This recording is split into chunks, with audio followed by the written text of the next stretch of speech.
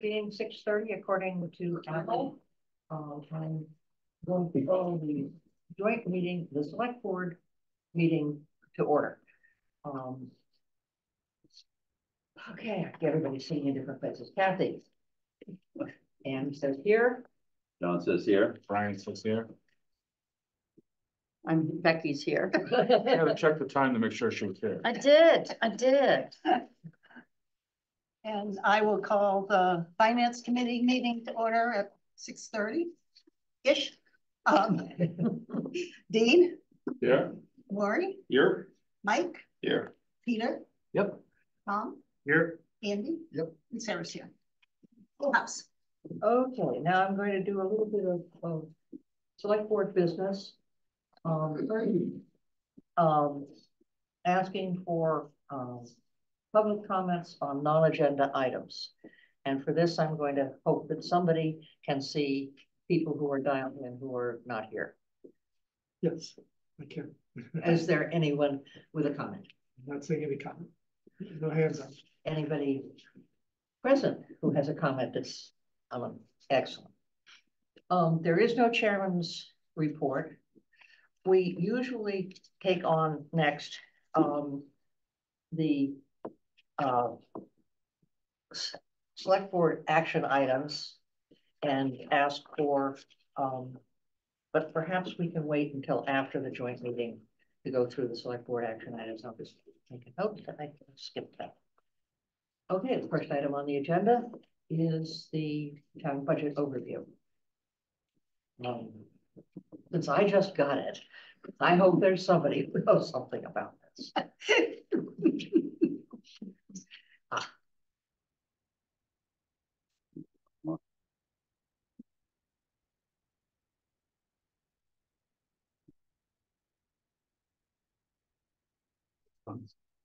Now, who's going to take it away?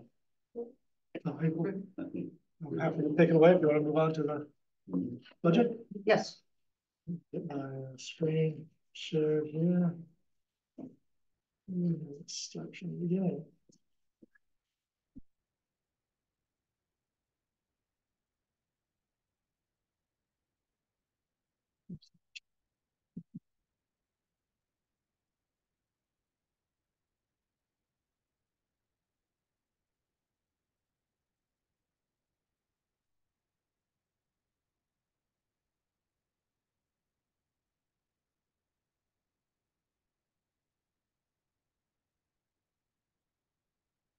Okay, all right. Well, thank you all for coming this evening. A week before Christmas, so I'm sure you have other things on your mind, but nonetheless, we will dive into a preliminary look at the FY25 budget. So a lot of work has gone into this to date. Department heads certainly have been working hard over the last couple of months, as well as many of you who have sat in on the reviews that Andy and I do with each department head, and to hear some of their initial comments and rationale for the request. So certainly want to thank all the department heads and Andrew in particular who pulls together this large booklet, which has a lot of information. And I'll get to the book in a minute. But I do like to present sort of a high level view of where things are going and what are some of the bigger challenges coming up as we dive into the details of a proposed budget that will ultimately be up to the voters to approve come the annual town meeting. So we do have the ClearGov budgeting software that we have online, and so that is available. Folks can go to the portal, the ClearGov portal, will make that available from the town website. And people can have access to this booklet or the booklet in digital PDF form, or there's also the different categories just on the web portal as well. So there's, again, a lot of information there that people can have access to. So that's something that we used last year and are using again this year. So again, high level, looking at roughly $40.5 million in total expenditures. That's both town and school. About half of that is the regional school and the technical vocational school. Town operations at 14, just over 14 million. Capital expenditures a little lower this year. Last year or this current year, we were higher by tapping into more reserve, more of the fund balance and the free cash. So we were about $1 million higher in capital expenditures, though, as you will see, and we will discuss as part of the capital proposal, we are looking at proposing new bond for additional capital expenditures beyond what we're paying for in cash. Annual debt, about $1 million, which have been steadily decreasing. It did take a slight bump up just the way that some of the bonds were structured. The enterprise funds, that's water and sewer. So they have their own funding source through the fees that are charged for the water that is consumed and the water that is processed to clean it back up. Community preservation projects, that's a placeholder. So it'll come in probably around that $500,000 mark. It'll depend on the actual projects that get approved by the Community Preservation Committee and then passed on by you and then by the voters at town meeting. But as a placeholder, about $500,000. And then there's another just over $500,000 in various state assessments, MBTA assessment for the commuter rail, other state assessment for transportation issues and other items. And then also we have our OPEB, which is our other post-employment benefits, retiree health insurance, and funds set aside for abatements on real estate appeals, real estate value appeals. So the 40.5 is basically the same amount this year, minus that extra capital. So the total spend is actually down for 25 as opposed to the current year. We had some extra large items in this current year. We also have the fire truck that voters approved.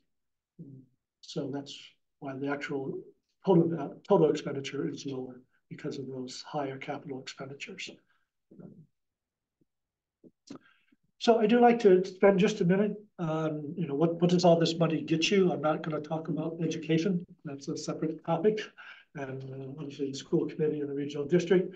But in terms of some of the services that are provided here with those dollars, so water and sewer services, about 200 million gallons, a little less than that, depending on the year, but about 200 million gallons a year are processed, both for drinking water and for sewer. We have about 3,200 lane miles of roadway that are plowed and de-iced, depending on the season. About 1,000 tons of trash get picked up and disposed. About 700 tons of recyclables get collected. And about 120 tons of compost gets collected and brought to the compost facility. A lot of bills, about 9,100 tax bills, 4 times a year. Total for the year, 9,100. Excise bills for the cars and utility bills. About 7,000 beach tags are sold every year. 900 dogs in town get licensed.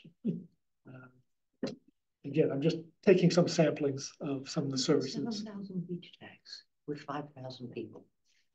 Yeah, we've got a lot to, either day passes or people who buy, visitors who buy a season pass. Yeah.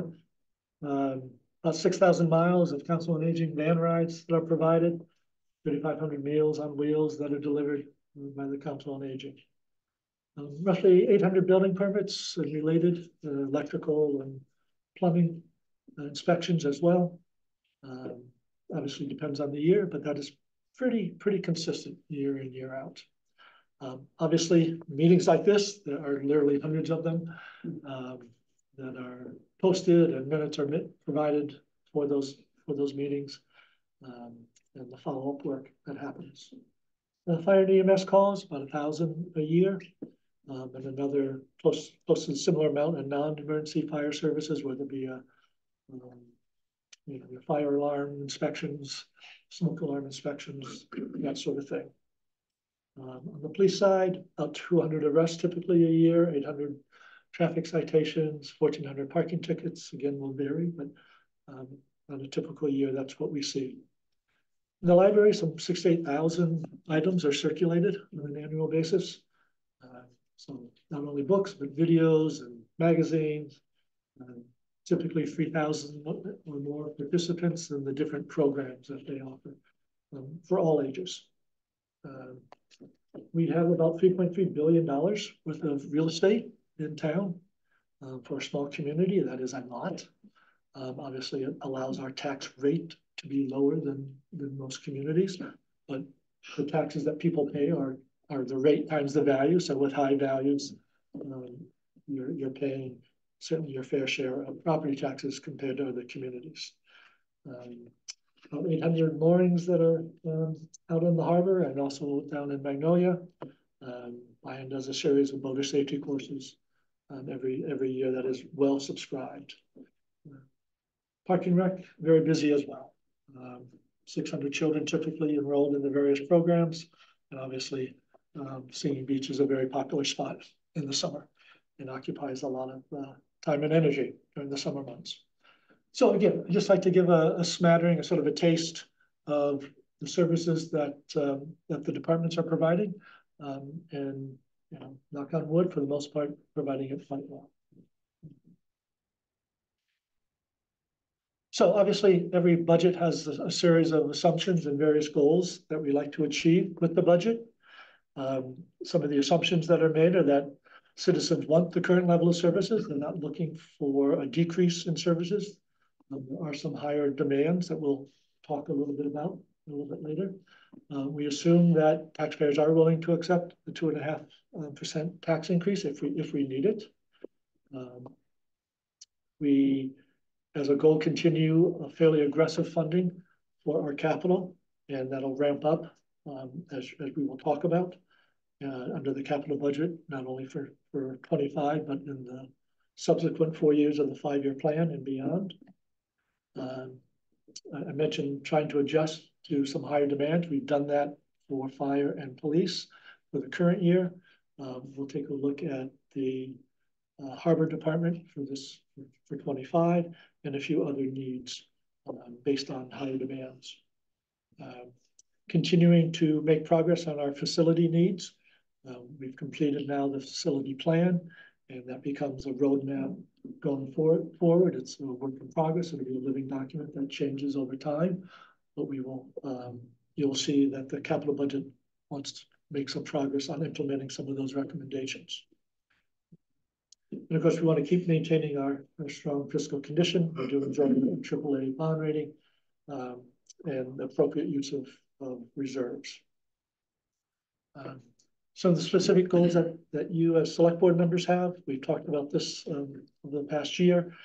Certainly enhancing project development process and enhancing our communication and outreach to the public, wanting to align the various work that the boards and committees and departments do, that they're aligned with the goals of the master plan, and with a focus on these 3 areas: housing diversity, environmental protection, and economic vitality.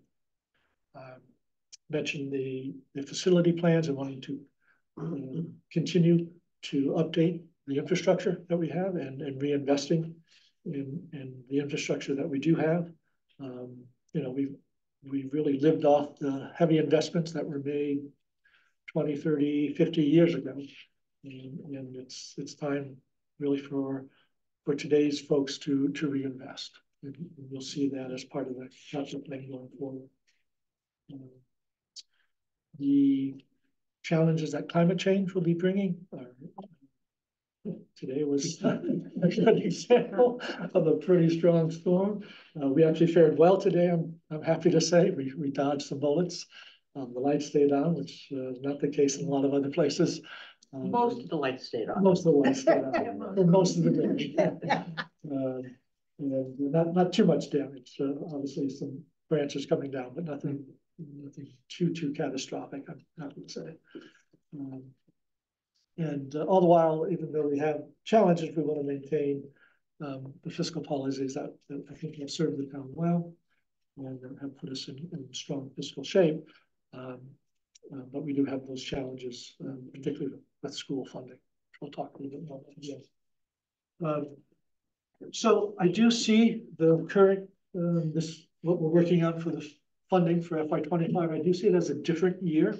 See it more as a correction year that we really haven't had in the past 10. Inflation has been very tame for most of these 10 years. The last 2 is the exception. We've seen inflation in that 6 to 7% range. Fortunately, it is coming back down, running over just over 3%. But we have been holding most lines pretty flat over these 10 years, and that is catching up with us in terms of the pressures that departments are seeing and the need to relieve some of that pressure and provide some additional resource for basic operating expenses. And we also see that pressure with pay as well. So the contracts that were negotiated that are now in place, whereas we've typically done 2 to 2.5% increases, we are in the 3.5% this year and 3% for 25. So that puts upward pressure on total dollars needed for total operations. So what has typically total operations you've seen from 0 to 2.5% total growth, this year town operations are pushing closer to the 7% total growth range. So that is significantly different than what we have seen in the past. That 7% includes some additional staffing, and it also includes making up for the higher pay that we are doing this year, but is not reflected in the FY24 original budget. So when we compare original 24 to 25, it is skewed a bit because of that additional pay. So it is a different year as we go forward, and some higher pressures that we haven't seen before. The typical challenges, we focus on 3, certainly ongoing capital needs, and as I mentioned, the need to reinvest. We've had a good run of operating on a cash basis for our capital needs. 10 years ago, we weren't even spending $1 million a year on capital. We've been able to grow that to over $3 million a year. So that's really good progress. But we now are up to the point where we need more than what we can do on a cash basis to make progress on some of our larger infrastructure needs. In particular, you'll see in the capital plan a need to bond for just over $9 million to do major upgrades at the sewer plant, to replace all of the water meters to the smart meters for all connections, and to advance the work for new PFAS filtration at both the Lincoln Street well and the Gravely Pond treatment plant. So that's why we're turning a bit of a corner and having to look at some new bonds, which we haven't done for quite a while.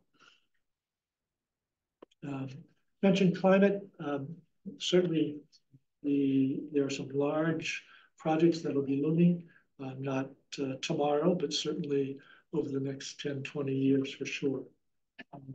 We outlined an initial plan looking at the village vulnerabilities, and I'm starting in on some of the easier projects, putting in some one-way valves on drainage pipes so that seawater doesn't come rushing back up.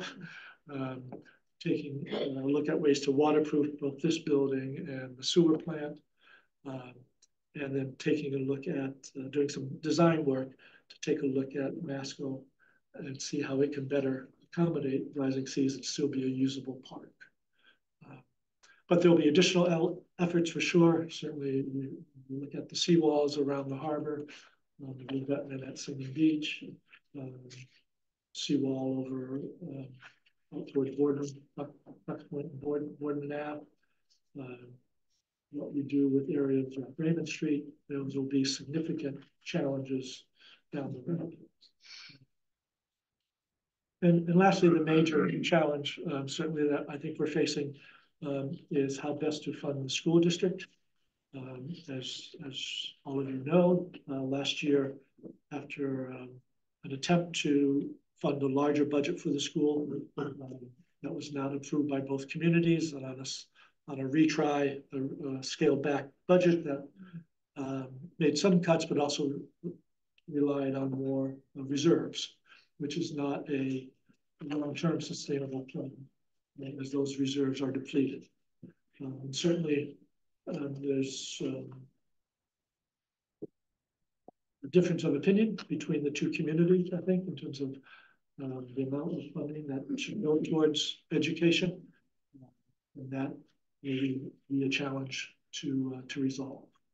And with enrollment patterns shifting the way they have, that is exacerbating the situation by placing more of a burden on Essex in terms of the percent increase versus Manchester. And we may want to look at different models for that funding at some point. We haven't really looked at solutions to the long-term problem.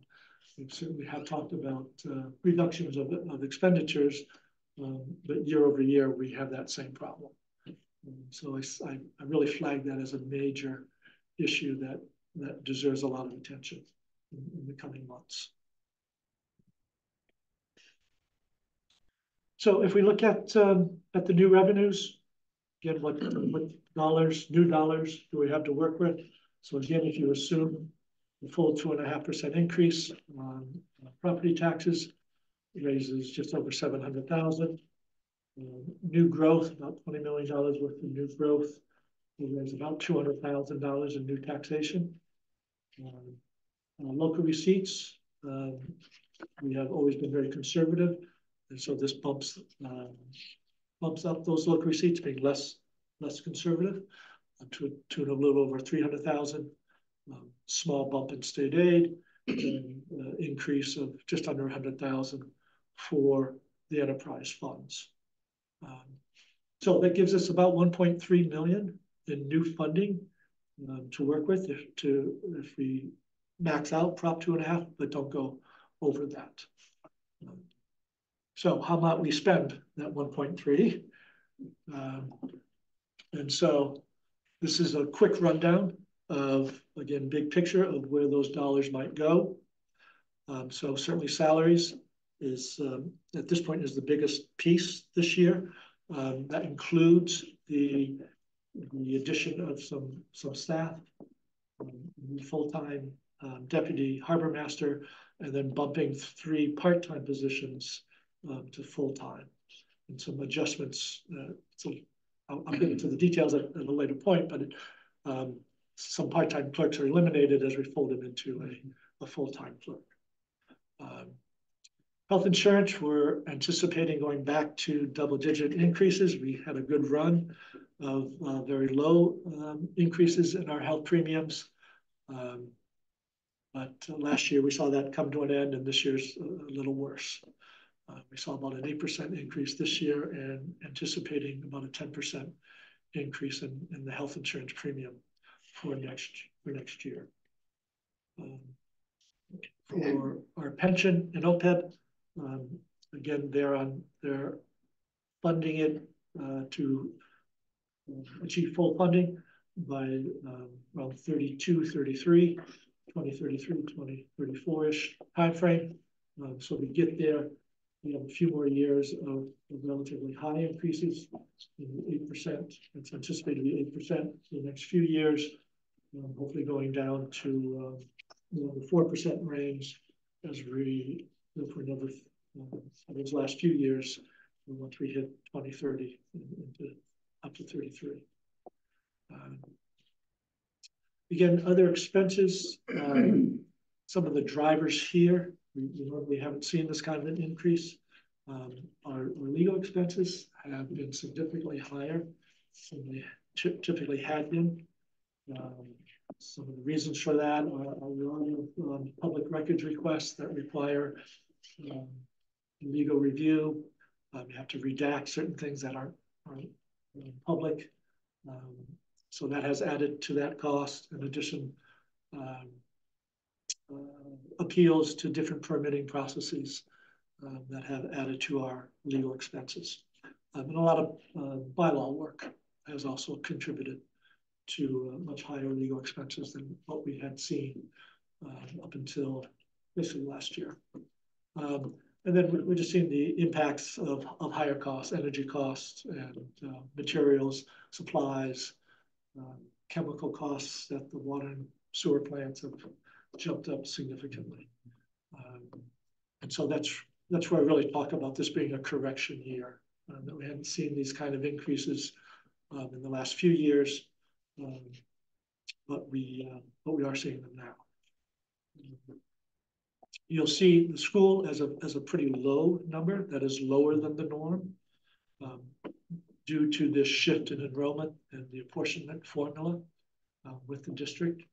So that would assume that overall increase for the school is in the 3% range. And what's happening to total enrollment in the schools? Is that rising, falling? Total enrollment has dropped a bit. Our enrollment, Manchester enrollment has dropped. Essex has climbed a little bit. And so that's what's shifting the apportionment formula towards Essex. So even though you might see a 3% overall increase in district expenditures, that translates to nearly a 5% increase for Essex and below a 2% for us. And that's causing some of the pain. It was, a few years back, it was the other way around. Manchester was adding more students relative to Essex. So we were on the other end of that formula where we were looking at, 3.5%, 4% increase, and Essex was down around the 2% range. But over the last couple, 3 years, the enrollment pattern has shifted and has caused this shift in the apportionment. So again, topic of discussion for sure. So just rehashing here, most services and staffing remain the same, but I mentioned Deputy Harbor Master as an area where we have experienced quite a bit of change in demand in terms of just use of the harbor. Boating activity has grown significantly. Just on a warm weekend day, and you look out at Sandala Cove, you can see that difference where there are literally hundreds of boats out there. And so there's a higher demand there that requires some additional staffing. And then I am recommending that our part-time communications coordinator, it's really a 2/3 time right now, bring it up to full-time. Just the need for, we can never do enough with communications. There's always more demand, maintaining the website, responding to, providing support to different task forces that we may have. MBTA task force, for example, right now is taking up a lot of Tiffany's time. So the feeling is that we really need to respond to that higher demand by giving some more hours to that.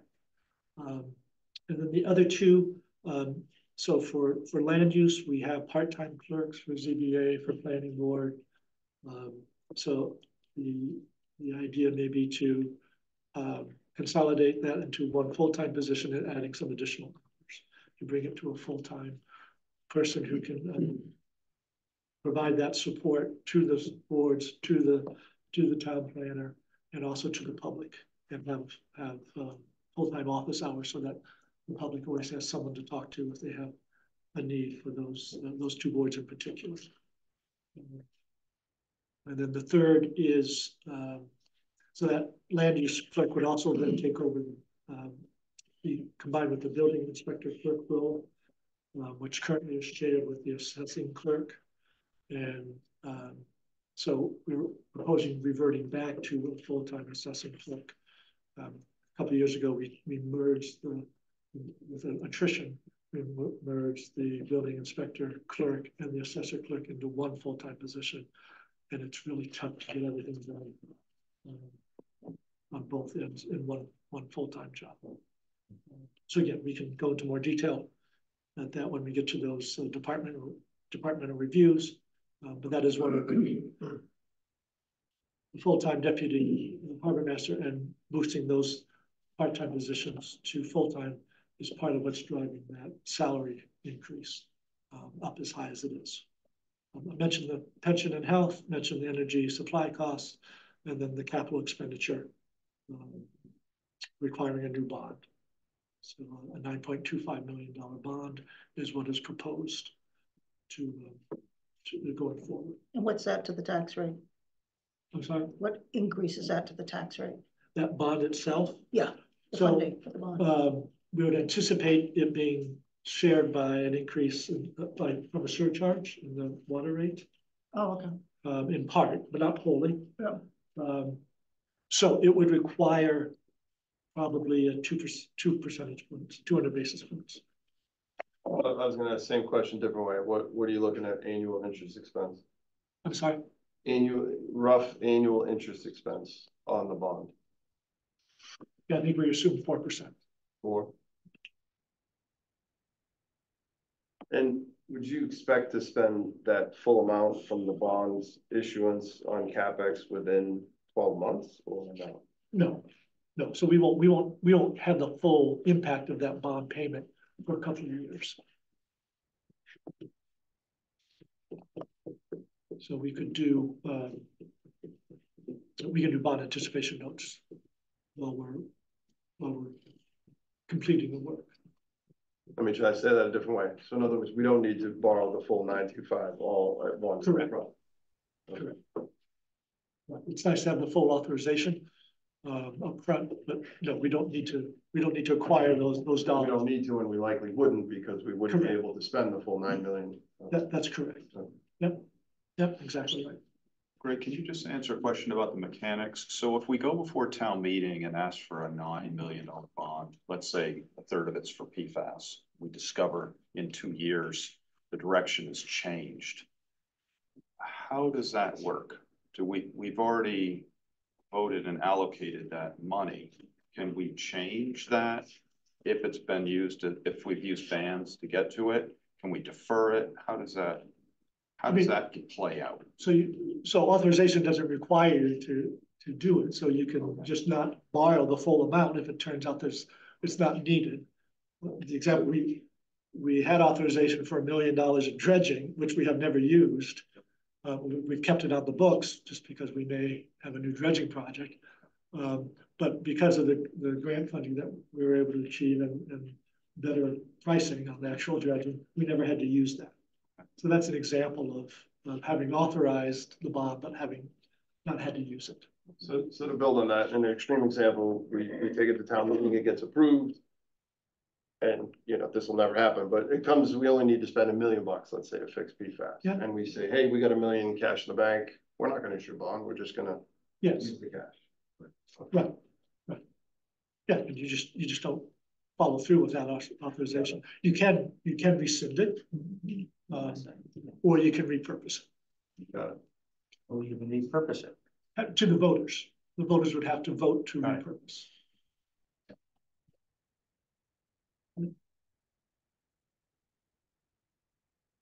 So a little bit more on the capital. Actually, I think we've touched upon most of this already. No, the last point we haven't talked about. So this is really summarizing what we've gone over. But so in addition to the bond in 25, this capital plan does anticipate additional bonding in 27 for the actual filtration facilities. So the initial monies are for pilot testing and design of what is needed. And then the actual filtration facilities themselves are probably in the $20 million range. And then if we go forward with the DPW garage, that would be another 20 or so million. So that's anticipated for 27, if that is all a green light to go forward. And again, surcharge on water and sewer rates to pay for some of that bonding. And also, then we should have the self-signaling, headquarters. By the time these bonds, we have to start paying on them, that hopefully will be built, and bringing in a new source of revenue for the town. That could help offset some of these bond costs. So the other factor, and we need to think about this because now it's starting to get to be an awful lot, is the possibility of Essex Elementary being proposed and new bonds for that coming up in a similar time frame. In my ideal world, some of these projects would wait until the early 30s. And then we will have fully funded our pension and our OPEB liabilities. And those two alone free up over 1.5 million. And the high school bond is retired in 34. So that frees up another large chunk of change as well. That's the, have we heard back from the state? We have heard back from the state, and the Essex Elementary has been accepted as a project. So we will need to be talking about that. What does that effectively mean? It just, I think, correct me if I'm wrong, it just means that the state would commit to pay whatever percent, right? So it starts a multi-year process. They would agree to allow the project to move forward to a feasibility stage. And then once you dot all those I's and they feel that it's still a viable project and they allow you to advance further, ultimately, assuming everything, you check all the boxes, then you would be eligible in the 30 to 40% reimbursement range. I would assume it'd be roughly a similar percentage that we got for. Correct. It's the same district. Yeah. But importantly, the clock starts ticking. They're going to start moving. Correct. Correct. Spending money. Yes. Again, like the clock starts ticking, so you actually have to start spending money, like design money, and You have to authorize the feasibility study. And I'm going to hire OPM and an architect. what's ballpark for that kind of. It's, I don't know, it might be in the range of, a couple Couple million. So I think I have it right that we have until next fall to fund the initial phase of the feasibility study. And then last time it was a combination, sort of a three-way split, the district use of reserve funds, and then the two communities appropriate additional dollars. Do we have a kind of a dollar range that we're targeting with this, or is the feasibility going to define? So we don't have it fully defined. Last time around, our initial contribution was just over 300,000. For the school itself. So as For the school itself. Yeah. So it sort of depends. The state requires, when they accept a project, that you analyze three options. One is renovation. And I understand new and a renovation. That's what I want to do. And then a renovation addition and then new. Okay. So And these are all different numbers. there tend to be different numbers. Sometimes the reno ad can be bigger than the new. That was the case with Memorial because there were a lot of code deficiencies that required a lot more investment. But this is still a number around what, 50, 60 million. Total cost. Yeah, total. I know. Total we're cost, here. yes. You're going to be in the 50 billion range. Okay. Yeah. With a similar share to Manchester as with the Thanks. Yep. Yeah. So it's roughly a 2/3, 1/3 split, minus whatever state, state monies, which is again probably that 30%, a third of state in that range. But we meaning the town would issue the bond, right? Even though we have to contribute whatever. Right? The towns issue the bond. Yeah. Town- Well, we authorize the district to issue the bonds. Right, we pay the district. Yeah, we authorize the district, so the district issues the bond. Yes. Yeah. Greg, what's your rough sense of, I mean, I see 27, 28 there. That fiscal 27, 28, Yes, thinking about the first payments on this, which well, is, not first payment, that's when I see us authorizing. okay. So it hits the tax bill. It becomes clear to everybody in town, like 2027, 2028 calendar for. It could be fiscal 30 Okay, by the time it's hitting the full impact on the taxes. So usually, yeah, usually the way those, you do the feasibility analysis and then go up through schematic design.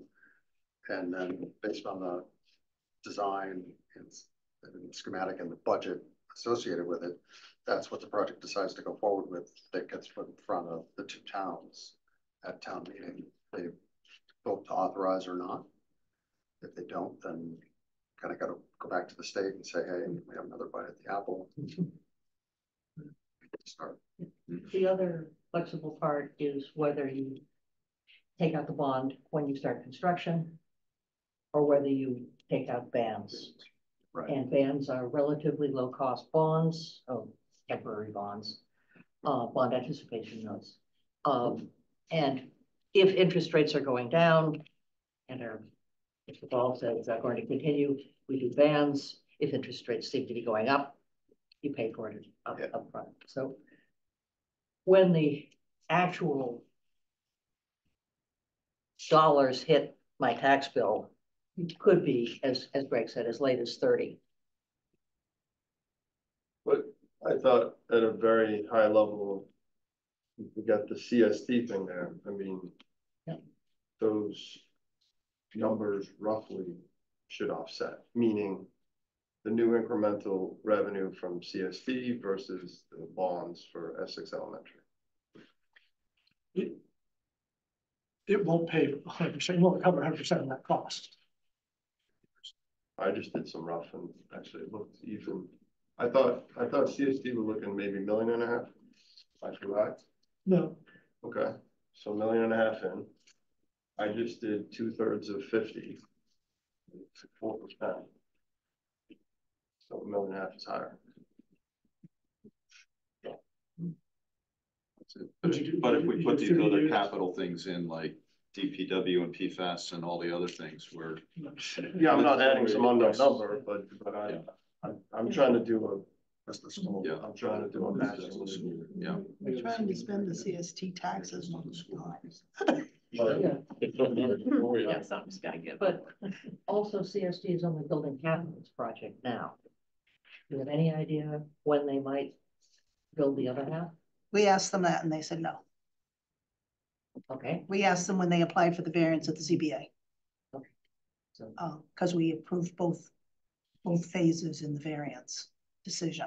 Mhm. And they okay, weren't willing to share any. so we can hope that there's a good fairy out there somewhere. Yeah, right. yes. I just, in general, since we're talking about bonds, I'll throw out one more. This is a general comment on bonds, and I guess I'm saying more for the town bonds as opposed to the school district, but I would highly suggest we look at callable bonds, which obviously will have a little bit higher interest rate, but probably not too much since we're AAA rated, and then you have flexibility, right? Mhm. Cash flow is strong, you can retire early and retire the money. And if the rates go down, Particularly in this environment. Yeah. which the school bonds have done a couple of times, is the rates go down, we pay off the old one with a new one. But most of the town bonds that have been issued whatever years ago are not callable, right? Somewhere and somewhere. It was a mix. Sarah, when you asked them their phasing, was it roughly 50-50? They do about half of it and then subsequently do another half, or is it very skewed towards a smaller start and a larger? I think it's a little larger start because they're doing the lobby and they're doing maybe 2/3 of the garage and one of the wings. And so phase 2 is the second wing and The common facilities Adding- would already be. adding on to the garage, yeah. All right, getting close to the end, just looking at the sort of impacts here.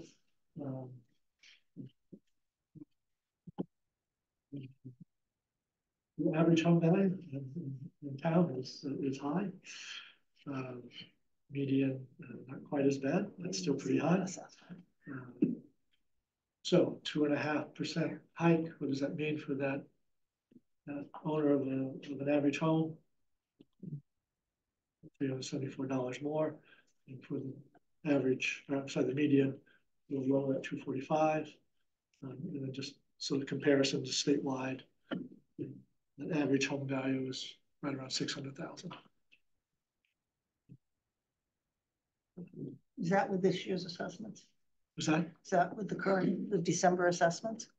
Yes. Okay. Yes, it is. Yeah. So some major decisions, obviously, looking for all of you for your input and final decision making prior to the annual town meeting.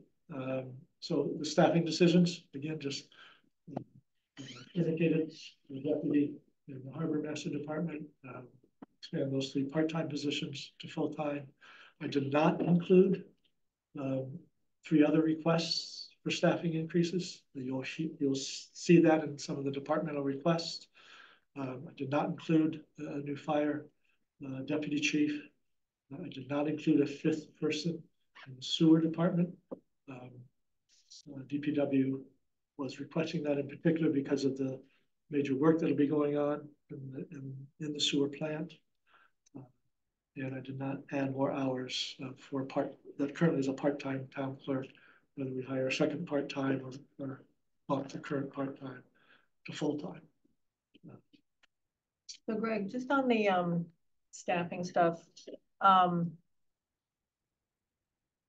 you know, private companies, when I hear things like administrative assistants or clerk administrative type work, you know, private companies will usually invest in some type of technology so that those additional staffing requests over time, they go away.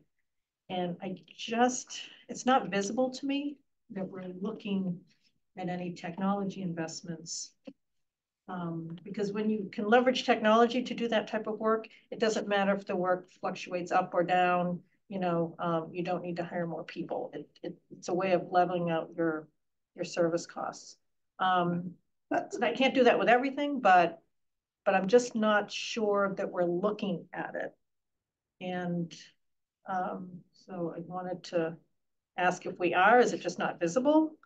Or, you know, especially with that IT collaborative you have in Danvers, is anybody doing anything interesting in that regard that we could reduce our, you know, clerical hours or allow more work to come in with the same number of people, you know? I think one of the issues is in the land use departments is it's an enormous amount of work dealing with the public. Because the public is applying for stuff and they don't have a clue what they're doing, and it doesn't help to. Yeah, I'm not talking about that so much. I'm just talking in general. You know, the financial departments, the you know, the stuff that every town does and does it the same way. Let me say it that way. There's back office type work, and it's not clear. If we're in terms of the changes that we have made, certainly the online permitting was a big push and a big change. That was pretty successful. We've been in touch with a community that actually received a state grant to pursue how AI can work at the local level. So we've tapped into them to see what advances they may make. That's all great AI stuff. I'm just talking about just basic processing of paper. There's a lot of paper, and I just wanted to, there shouldn't, anything that involves a lot of processing of paper, and I'm not talking so much about the customer facing stuff, but the back office tasks that people don't see. We really want to take a look at that, and happy to have a discussion offline about how we can do that. But it's just, if you can alleviate some of that clerical work in the areas where it's not customer facing, you might be able to free up hours from somebody you already have to devote to more customer facing work. The specific jobs that you're talking about, I don't see any way to automate Tiffany. She's not administrative. I don't consider communications administrative work, but Well, it's back One of office. it's one of the part-time positions. I'm sorry, I didn't mean to direct my comments just at those part-time. I'm talking in general. Okay. Yes. If you automate more, if you free up people's time, so maybe some of them can be redirected to this type of work. If I can build on that and maybe just turn it a little bit slightly, but you know, sharing, regional sharing. Right. Like where are the best opportunities there? Like, obviously we have regional school district. I know we share, I think, an animal control officer. We have the IT sharing with them, you know, what. We share the Conservation agent. conservation agent. Yeah, I don't know them all. I'm We just share asking, HR. what are the next top three that you see that, you know, I don't. Is there anything in the assessor's accounting world, you know, like I said, work that is back office that everybody does and pretty much everybody does the same way, that can be, if it's not being shared, it can definitely be automated. And so, you know, I'm struggling to name, and I wouldn't necessarily want to do it in this forum anyway, but I think there's opportunity there we're not looking at.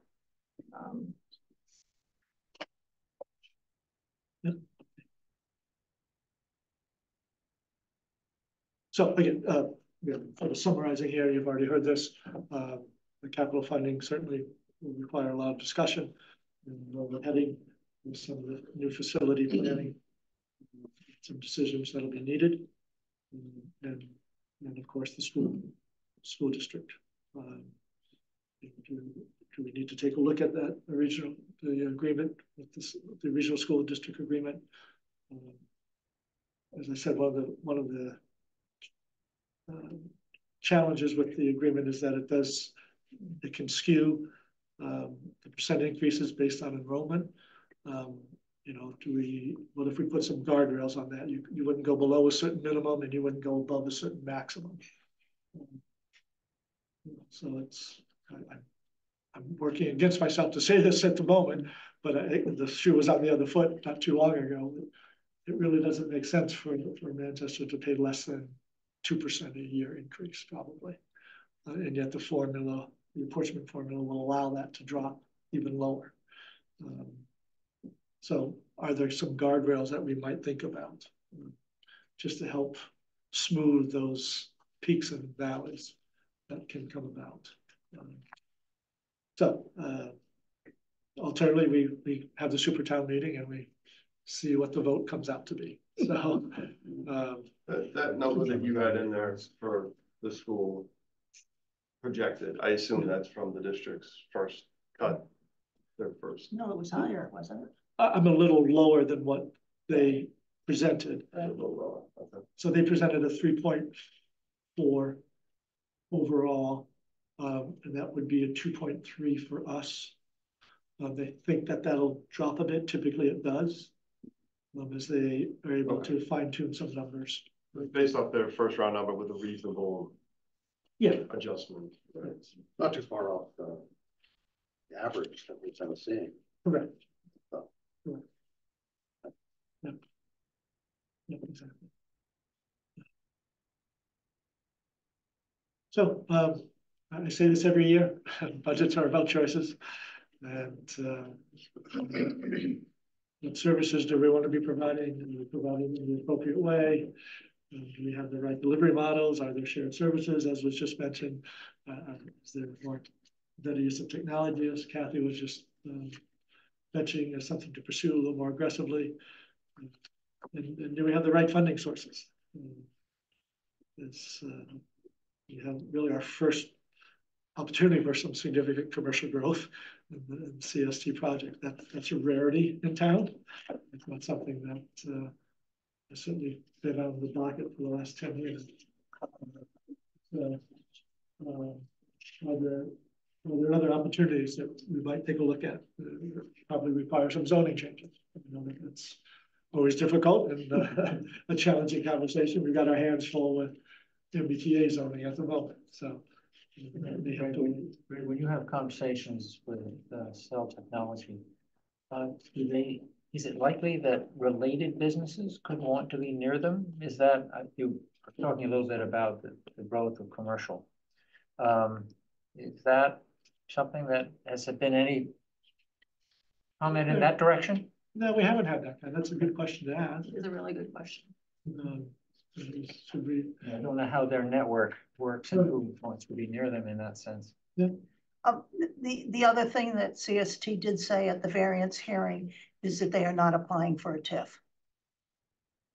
That they will pay their full share of taxes. That's what they said. Yeah, I think with the MassWorks grant, I think allowed us to not have to have that conversation, which was a big plus. Right. But Peter does bring up a really good point. I mean, if you look at development along places like Route 1, you know, company goes in and very short order, there's somebody else in a glass building next to them. And it might be an unrelated business, but tend to attract. I guess from that point of view, we have our ducks in order at a number 2, a number 3, and a number 4 come along. I think We use Kendall Square, more than Route 1 does it. Sorry, a bad example, I apologize. I was Sooner. thinking of Route 1 up by Newbury and Ipswich, not. I think you'll also find that some of the vacant storefronts, okay, and some of the businesses struggle. I mean, food service businesses struggle during the course of, okay, we're gonna start to see an influx of people coming into town. I think that'll help. Yeah, CST will help that. And whether or not it helps increase the tax base, you know, I can't help you, but I certainly we should see businesses start to flourish with it, which then becomes, it's a self-fulfilling prophecy, and will draw other businesses. The other thing is that CST is bringing water and sewer across 128. Yes. And I assume that, I hope that those facilities will be available to others to build in that area. It's not a good place to try and put a septic system. So. I think Chuck talked about sizing those connections so that they can support other uses. Yeah. Specifically, he was up, even as the new plant, the new DPW will be serviced off of this, I think down Atwater. And frankly, maybe this may, you know, businesses might start to end up on the Essex side on Southern Ave, which might be able to help their tax burden too. But I don't think we want to give them our water. No, we'll sell it to them. We'll certainly sell it to them. So finally, last slide, next steps. So obviously, your work really is just beginning in terms of this budget process. So the next couple of months, certainly you'll have your regular meetings and review the various requests with the fine-tooth comb. And we'll do our best to answer your questions and provide additional information as you need it to make your final recommendations. Another question. So there's been various fundings that have accompanied COVID, and they're going away.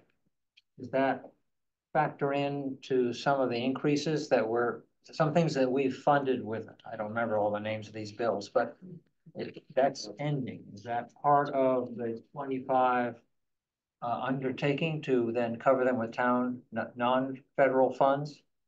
So we did very little of those funds for operations. The one exception was the health department. Yes, I thought I remembered that. So we did fund that first half year through the COVID money.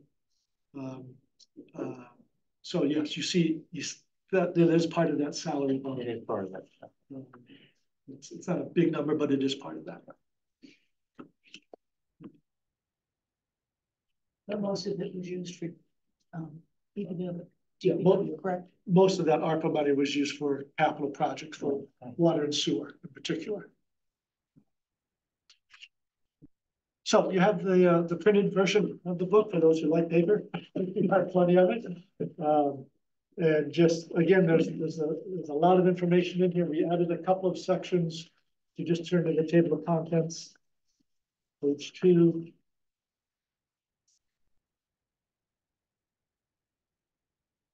Thanks to Andrew's work. Pull together just background information, demographics, org chart, different fund structure descriptions. Those fund summaries, you probably have not seen those before, where we just go a little more in detail about the different funds that we have, the general fund, harbor master fund, Community Preservation Act, the 2 enterprise funds, sewer and water, Global Housing Trust is its own fund, and OPEB is a separate trust as well. And then you get into each department, and you'll see background information, goals, and current funding and requested funding. Walks you through all the way through, and then towards the end, where we have the capital improvements, and you'll see a summary for 5 years and details for each of those 5 years.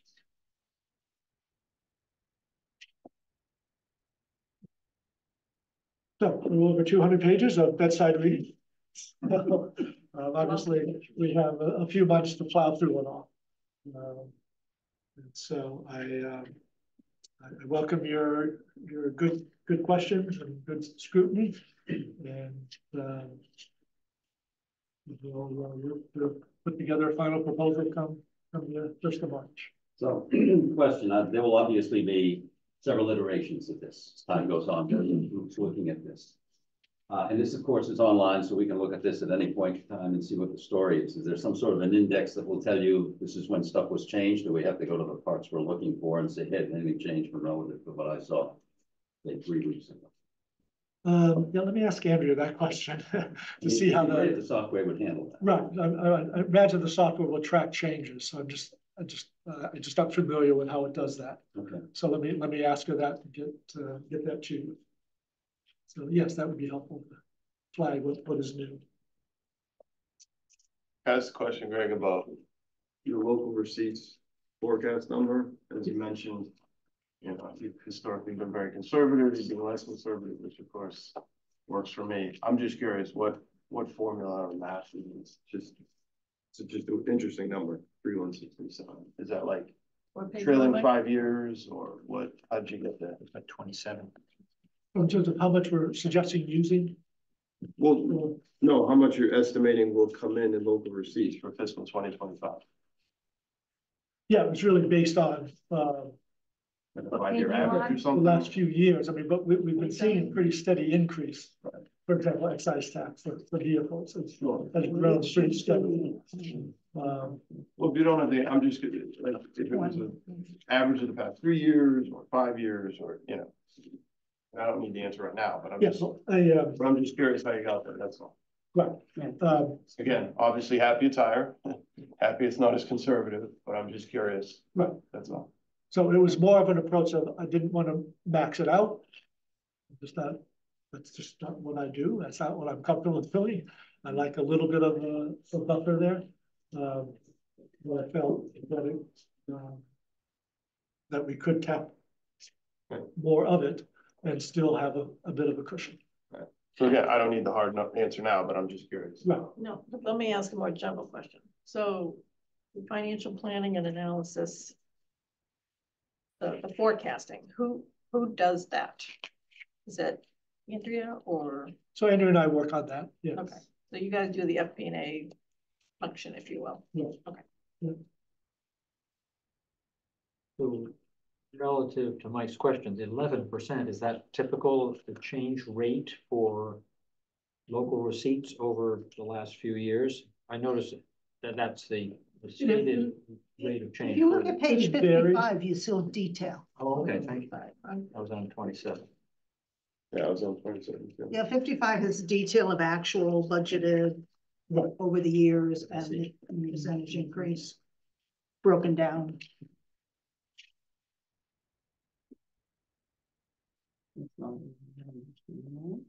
Yeah.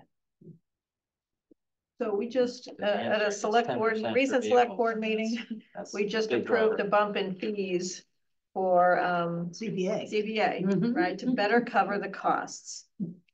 Is there any other area that you're aware of where we are not covering our costs with the related fees?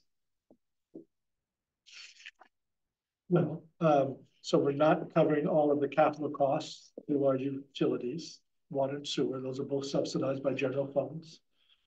The ambulance certainly is subsidized heavily by the general fund. And certainly the planning department doesn't pay, there's not enough permitting activity to pay for its various functions. I did touch base with Ron, and I think planning board is gonna look at their I was gonna say, I was fees. waiting for your planning board. Bring them more in line with the new CBA fees. Okay. I don't know when they're. Yeah, planning to there's do it. certainly room there. There's just not a lot of volume there. It's not about expecting a big windfall. It's more about keeping pace and keeping attention on it so we don't fall so far behind again. That's really all it is. Problem is when you end up using town council a lot, that's on a, you know, you can't really anticipate that. Understand. So So another way to handle that, though, is to publish a report to the boards or whomever is requesting that information. Here's the information and here's how much it costs the town to get it.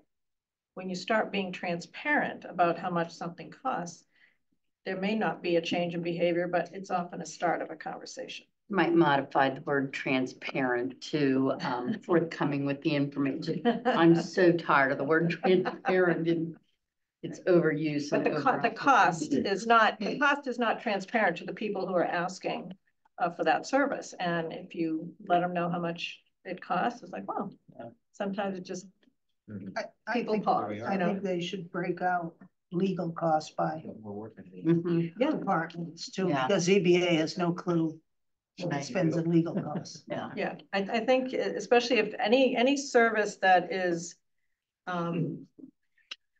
expanding in an unplanned way or unexpected way, right?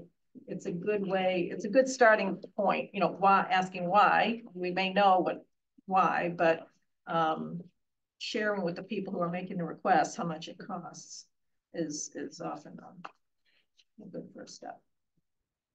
So that's a fair question. So Greg, legal costs, you aren't kind of putting them in like 3 or 4 buckets. I understand it's a single line item here. It is, and it went up significantly. Right, but is it possible to kind of track that in, I don't know, 3 or 4 areas? Yes. Land management questions, personnel questions, Yeah, so they do it town for us, council right? breaks that down. into that's those fine, categories. whether that's available. So it's easy for us to provide. Right, Okay, I think they're billable hours, right? They have to track it, so, yeah. Yeah, it's by appeal, by case, whatever, it's all. That might be good to put in the Yeah. blurb for the town, the financial report, the town report that we give out at town meeting. You know, we had these expenses and, oh, by the way, here are what we spent in legal, went I up see. significantly last year, and here are the categories we spent it on. So however, we can let people know what that's costing us. I think it's important that people be able to have that information. I'm just not sure how many really want all that information. Right. So how much work do we put into effort, money, time into providing other than putting it just online? Yeah, it sounds like this one is readily available pretty for how easy. lawyers work, so.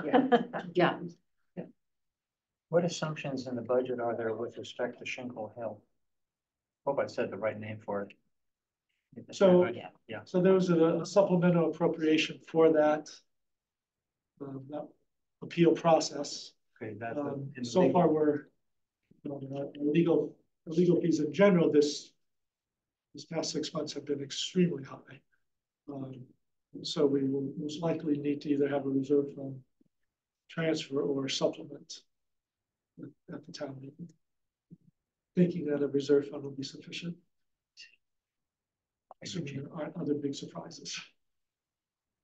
Have you changed? Well, we'll go back and look at it. Is the reserve fund itself changed in its magnitude because of? No, it's kept it the same as most budget.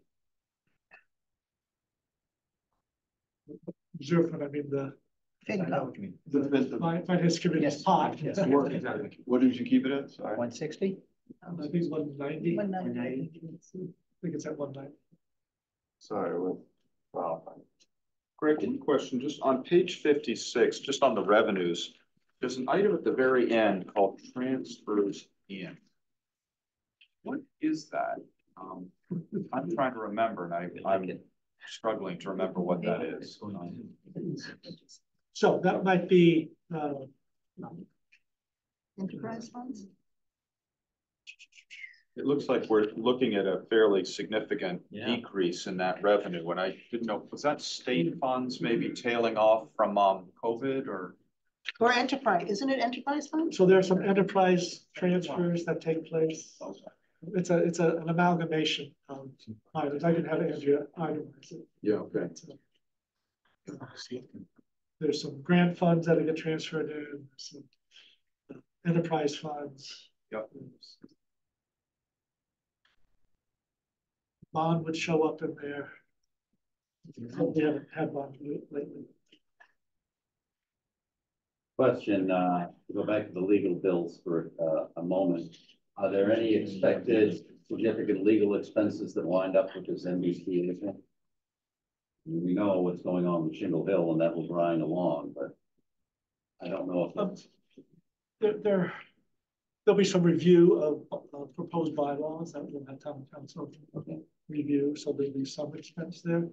Most of that, though, will be coming from the consultant, covered by the grant that we have Okay. with the consultant. So nothing out of the ordinary there. No, not extraordinary. But while you're on the revenues, that local receipts, one of the big variables is investment income. And part of that is because of the way the state has required us to book gains and losses, unrealized gains and losses. And they reverse course. They were requiring us, so you'll see it was low, 18,000, and then it jumped to 234. So 234, which were unrealized. So to that point, I mean, I would really like to see some kind of a high level breakdown of that, because obviously some of that is, like you said, it's unrealized gains, which is non-cash. But obviously a lot of it's got to be due to the fact that we're getting interest at higher interest rates, right? Right. So I'm just curious, what's the mix there? You know what I mean? Yeah, so what we did then was we tried to pull out what we've expected to be the actual interest earnings. And so you see that lower number. That's way, 35,000. that's way too low, right? God, it's cold in I here. mean, if I just took 5% at 4 million, that's going. Let's not talk about this Yeah, that's detail fine. tonight. Oh, whatever. We've got more opportunities for that. Sure, fair enough. I did want to mention one high level You've made your from the CPC liaison was wanting to, worried about the maintenance of some of the projects and that he'd like to see some changes, looking at, the attrition in our cemetery department, maybe there's a lack of landscaping expertise in-house that we might want to look at supplementing in our budget operating. So that was just a little detail that came up through the CPC. That they'd like to see better maintenance of their things that are improved. Which ties in with The operating budget. trees. No, I know, but that in terms of trees and how it's actually overseen and. Yes, landscaping. Yeah. Walt LeMay had, that. The other living beings and. And Mark Hammond, we've lost them. I don't know if anyone's filled that role.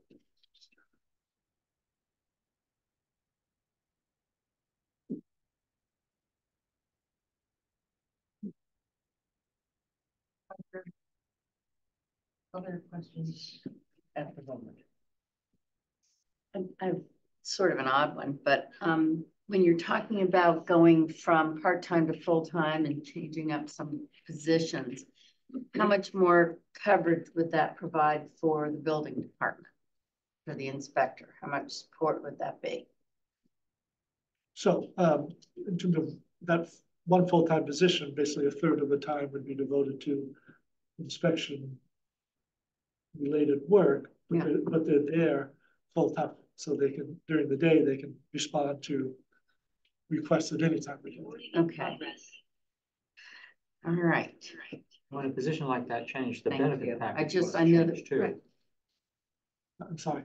When a position like that changes, the benefit package must change also. Is that also part of the ramification when those positions change so notably?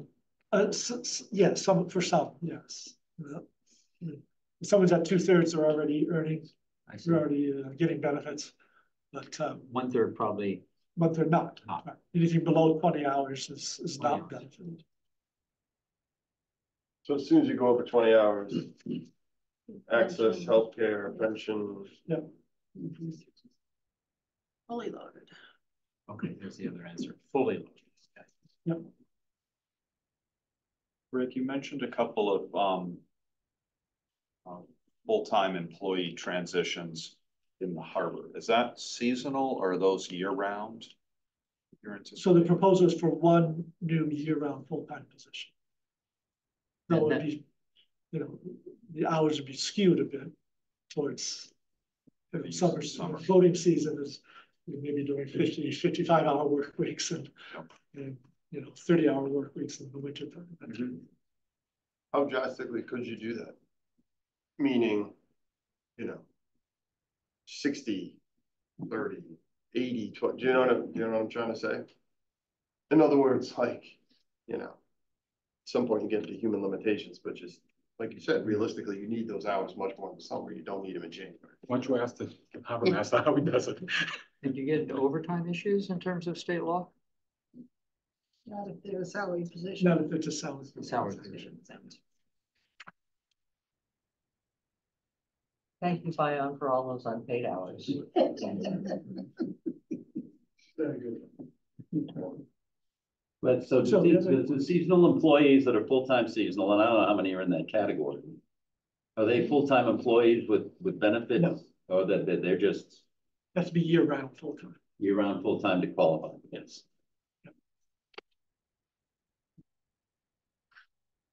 So the other topic that we were going to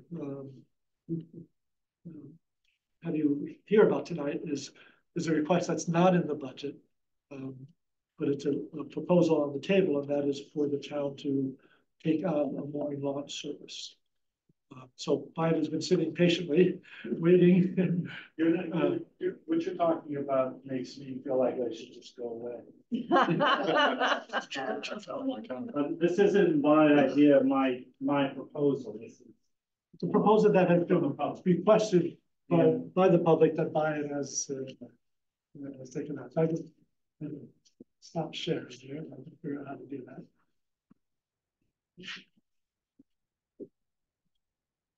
So if you're ready to transition, yeah, okay to do. So the next topic, I think we covered the budget and the capital budget kind of mixed into each other. Yes. I get it. I guess the only other question is, I know the FinCom usually has a topic-based meeting every week. So now that you have this, do you think those meetings will start in January or not till February? No, if I get the FinCom agenda done tomorrow, because I'm leaving town on Thursday, we'll be meeting on the first Wednesday of January, which will be when we would establish the weekly schedule. So we'll be meeting weekly on Wednesdays, except for the third week of the month, when we'll meet on Thursdays. And we plan to start, what is it, January 3rd, I guess?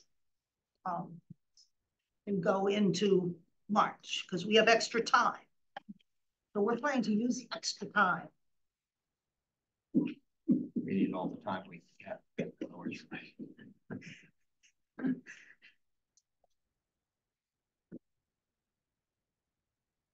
Any other questions or comments on the capital or operation budget? You'll get many more chances. More to come. Okay, the floor is yours. Sure, thanks, everybody, for carving out this time for this whole thing with the issues. So at the last select board meeting, we talked about this.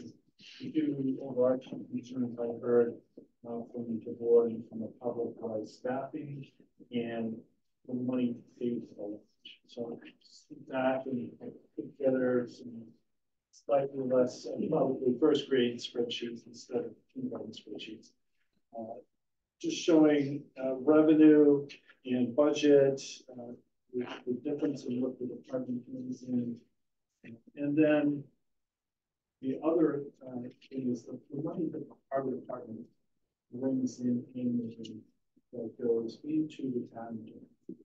Can I interrupt you just a second to make sure that everybody here is aware of what's being discussed before we get quite that much detail? Sure. The town was approached by Manchester Mooring about taking over a lawn service that they started a few years ago. Their business is now so busy on the mooring end that the launch service they don't want to devote the time to the launch service. They have 1,100 mooring customers they have to deal with in the spring, the summer, and the fall. So the launch service this year, first time, made money. It made that on here. That was on last time. It was $13,000. It made this year, paying for staff and for the other operating expenses for the launch. When the Manchester Mooring announced to their customers that they were going to get out of the business and that they were asking the town harbor department to take it over, we heard from a lot of those folks. A lot of folks sent emails to me or directly to Greg and Debbie about the importance, the value, the need for this service. I thought the town needed the service in 2012 when I first started. I agree with them. That a second launch service is viable. And when I look at the number of mooring holders that don't use a launch service right now, I don't see where there's any risk of causing challenges for the yacht. We're going to ultimately end up with, if we get the 30 additional moorings that I'm hoping we get, there's going to be 390 mooring holders who don't have launch service. 390. I think if the town had 90 more of that 390, that would be out of this world. That would be 150 customers. That would be more than enough to bring in decent revenue to add to the Waterloo Fund every year. Certainly a lot more than 13,000. Staffing. I spent some time after the last meeting talking with the Gloucester Harbor Master, and actually more recently the Beverly Harbor Master, because they're on the cusp of starting a launch service as well, over and above the one offered by the Chamber Yacht Club. The fee that Manchester Mooring is a little bit higher. Gloucester charges $350. If we were to 350 per season. Per season, right? That's the straight seasonal rate. There are the per ride rates. There's the harbor tour rates. But the fixed rate, which is the majority of the customers, the customers here are used to $500 for a season. And that's actually what Beverly's looking at for the fee structure. And, 60 customers right now. So staffing, there are 3 former Manchester One customer drivers would like to come back, like to operate the launch. They can handle the vast majority, if not all of the operating time. 12 hours a day, 7 days a week. The bulk of the time during the height of the season, the top of the bell curve going up and down. And then the shoulder, when my staff aren't out patrolling nonstop, that's when they would step in and fill in for any of the college students that went back to work. Yes. Greg, would it be possible to make a copy of this for the people on the finance committee so that they can see it? So I did send that to him. You did? Okay. Okay, fine. We've all. So the staffing for me, You this. sent this today, correct? Oh, okay, so I don't. No, I sent it, So you come along with your memo? yes. Oh, okay, I didn't notice. Yeah. So the staffing, I don't see that as any kind of challenge. Gloucester says they have more people asking to drive the launch every year than they can accommodate. Tom Baker had a similar experience. So a lot of retired people have come forward and said they would love to do it for a part-time job. Now, people like me are getting old and like to talk. But they have to have certain qualifications. Well, that's right. So You have to have an operator's license. It's not just any. So that comes down to the money to buy the launch. Reached out to Duffy Boat to find out the value.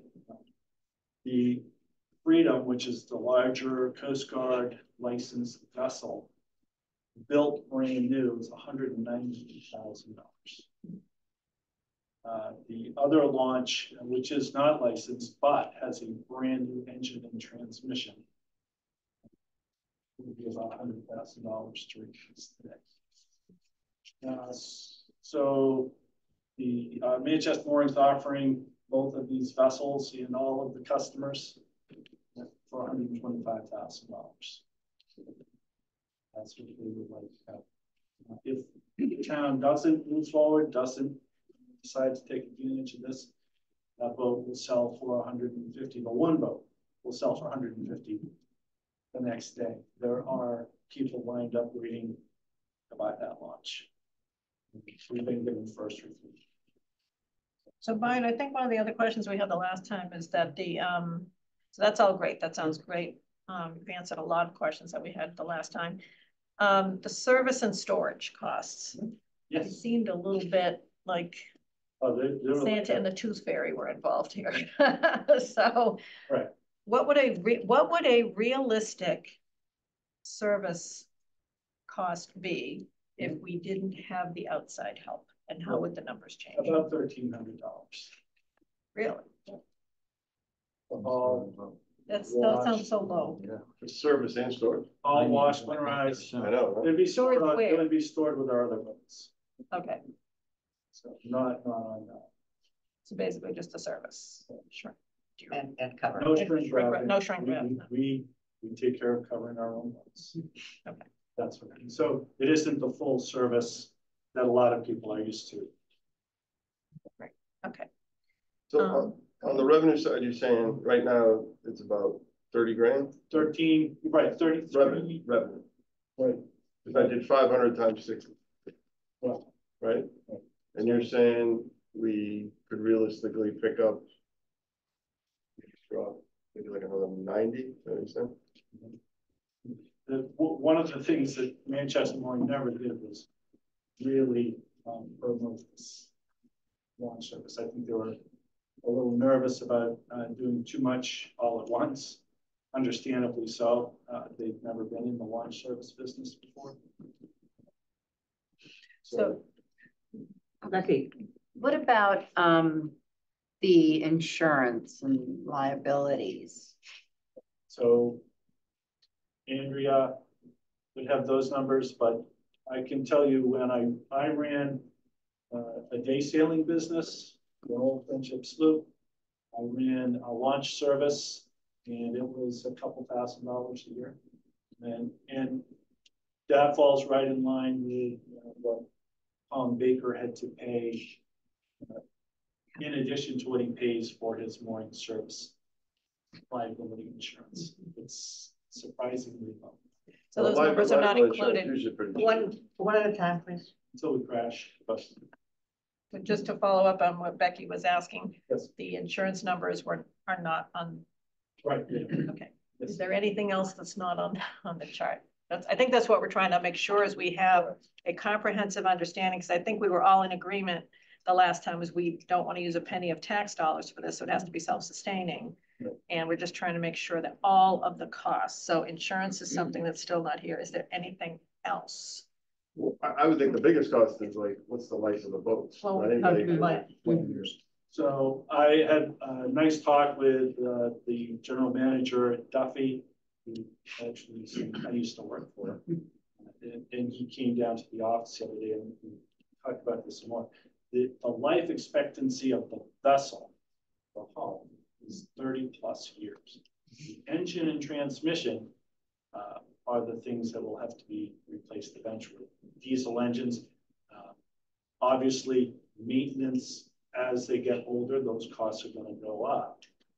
But 20 years on the replacement of the engine and transmission of the Duffy.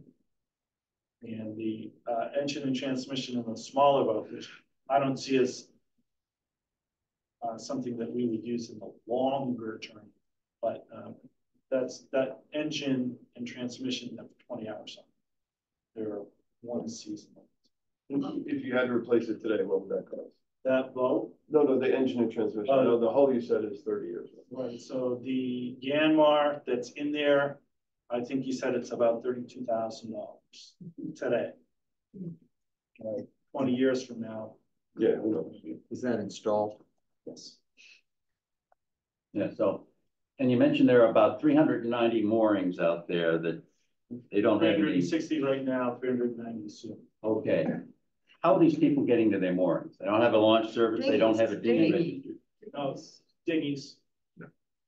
I guess, but once you cover all the people at the Manchester Yacht Club and the dinghy registration, you subtract that from the total number of moorings you have. Those are the people that I'm not sure how they're getting their boats.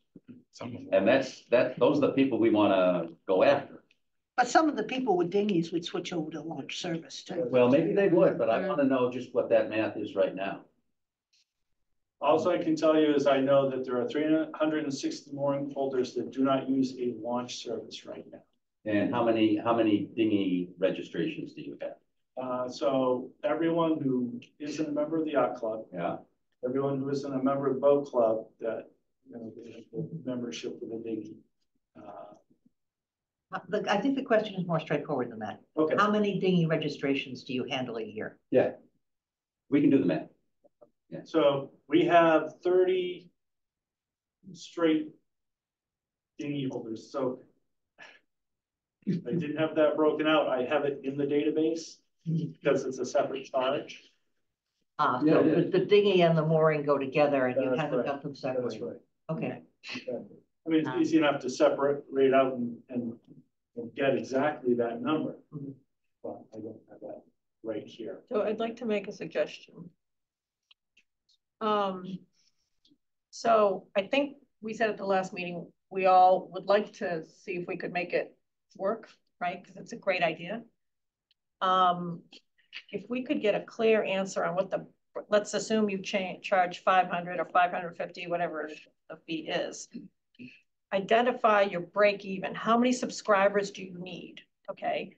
And what if you are required to get that number of subscribers to break even? Otherwise, the launch service will not operate that year.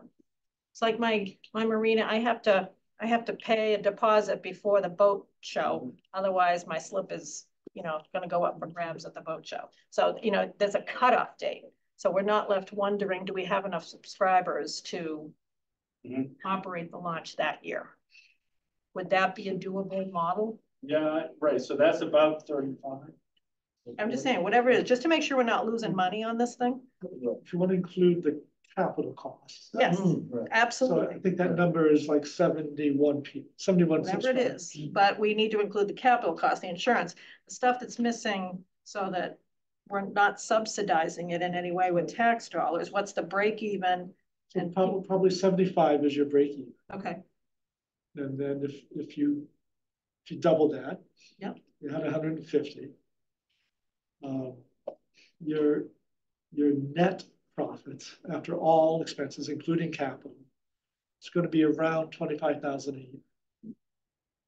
right, I'm just trying to make sure we break even. No, That's no, all, yeah, Right, I'm a little concerned that you were talking about other revenues in the harbor department, and if you apply those to the launch service, then we have to increase the taxes because we're using that revenue today, Well, right? Yeah, I wouldn't. Yeah, you want the launch to pay for itself. it has to Yeah. pay for itself. Because we like extra money from the harbor. Yeah.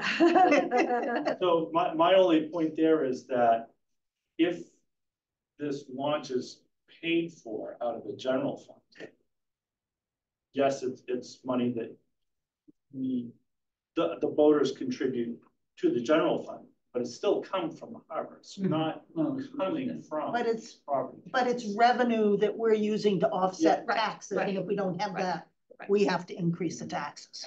For harbor. So another question, is there any ad hoc revenue that comes for people that aren't paying this $500? The They're doors dinghy you things, mentioned. and they haven't got a new dinghy for a week or 2 weeks or something, I don't know. I mean, do people ask, like a tour of the harbor? I'm just wondering if there's any ad hoc sort of activity. They did that or how you manage. Absolutely. Couple 3,000 probably. Right, so it was, I think it was under 3,000 this past year for the harbor tours. That is a vastly undertapped opportunity. That right there could generate more Absolutely. than the mooring customers. Because it said 2,200 in harbor tours, so for this trip Yeah. that they got. I have two questions. One is, what would it cost to get the unregistered boat registered so that it could be used? Actually, I was gonna look into that. Because I know how long it takes to get from the yacht club to the outer harbor and back. Or from the yacht club to the inner harbor and back. And you will have people backed up if you have only one boat. And the second question is, if you're using two boats, how does that affect your employer? Oh, absolutely. Your salary You need costs. more staff. If you're running two boats all the time, as anyone who goes to the yacht club knows, I have two operators. That's it.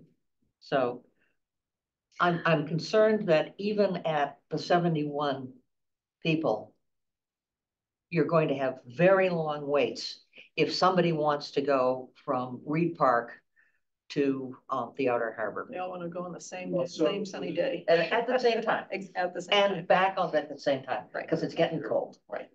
And they don't have a dinghy anymore because they gave it up. There's- I absolutely believe that if the numbers grow and if the harbor tours were to become a thing, it would behoove the town to try to get this smaller boat Coast Guard licensed.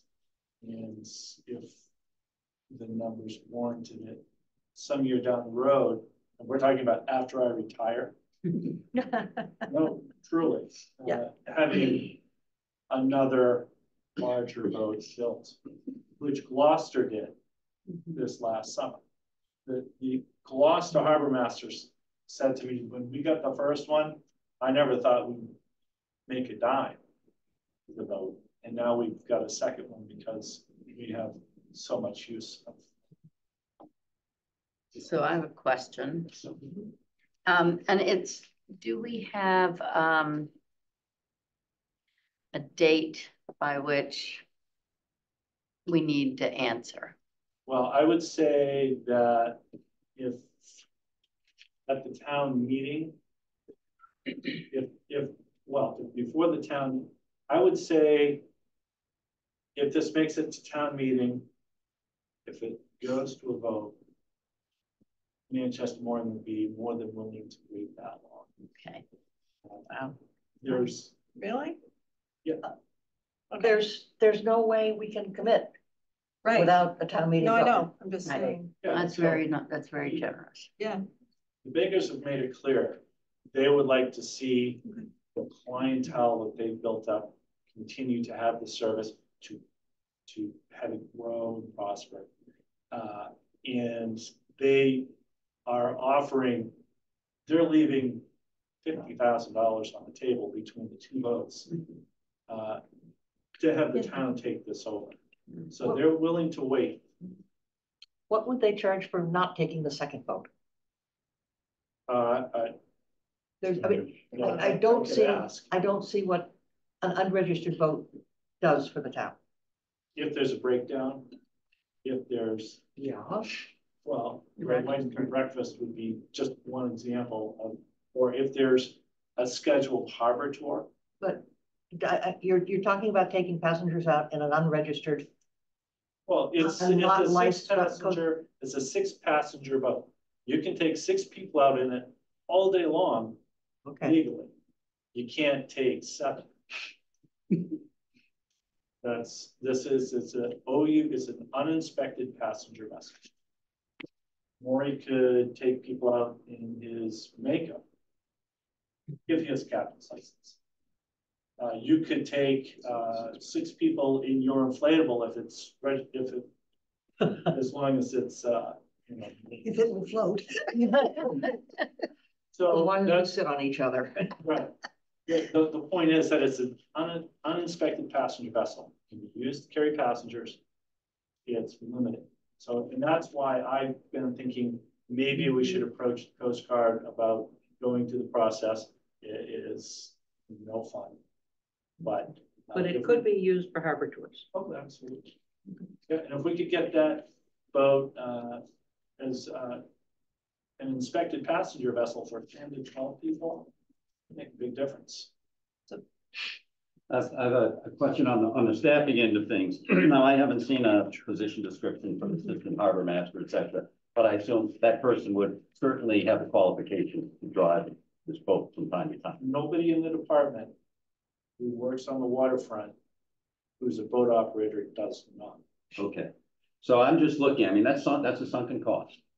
But from time to time, that person could fill in. That kind of contradicts Kathy's position. Because that's a town employee who's working for being paid by the harbor department. And now we're transferring his work to the to the launch service. Well, there's nobody in my department that I wouldn't ask or expect to be able to do any of the jobs. That includes driving. My point was, I didn't want the tax dollars to be subsidizing this service. Wanted any cost for this service, staffing, insurance, the whole kit, boat replacement, everything to be covered by the subscribers to the service. That's kind of my right. And it sounds like the win is, you know, a generous gift and significantly low entry costs into this market. Okay, what I think and I think I'm supportive. As long as we have the right boundaries in place, we know what our it's the business plan. We're poking at the holes in the business plan. This is what we're. Dan, question? Yes. But just on the detail front, thinking about hiring lifeguards for the beach. And we wrestle with those qualifications each year.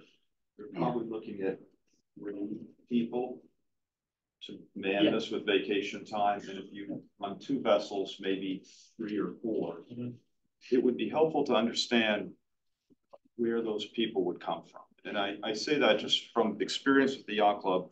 You have people driving launches who have to be very friendly, very courteous, deal with people who sometimes have attitudes. And you're pulling up next to very, very high asset cost. And the liability associated with that is shouldn't be discounted. So in that little envelope, how do we find the staffing for this? And that doesn't need to get answered right now, but I think it is part of the business plan. It's needed.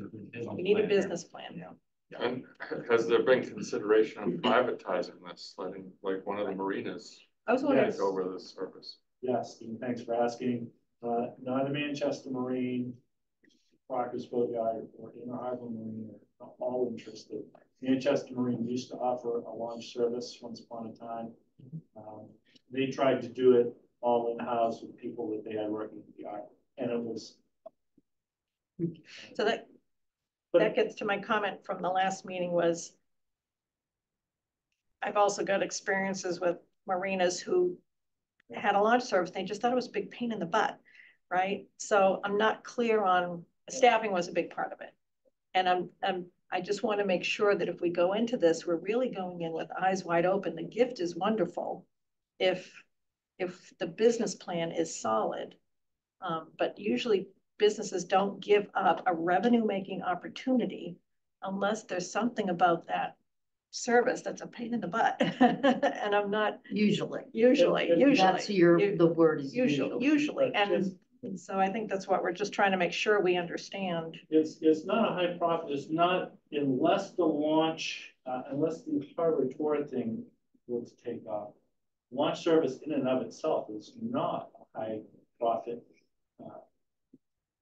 opportunity. It isn't. It's a service. Really, when I worked at Hawthorne Cove Marina as the dock master, I managed the launch service, moorings. I had no problem staffing the launches. Honestly, the kids who want to drive a boat and the old people who want to drive a boat and talk to people. That is not the challenge. I had two people barge into my office who worked, that's not really fair, but came in pleading that they'd be able to continue driving the launch.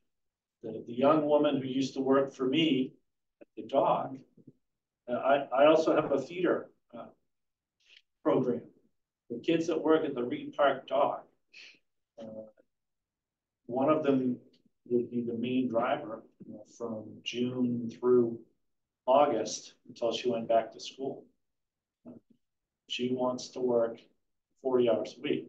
I told her she couldn't have overtime if the position were available.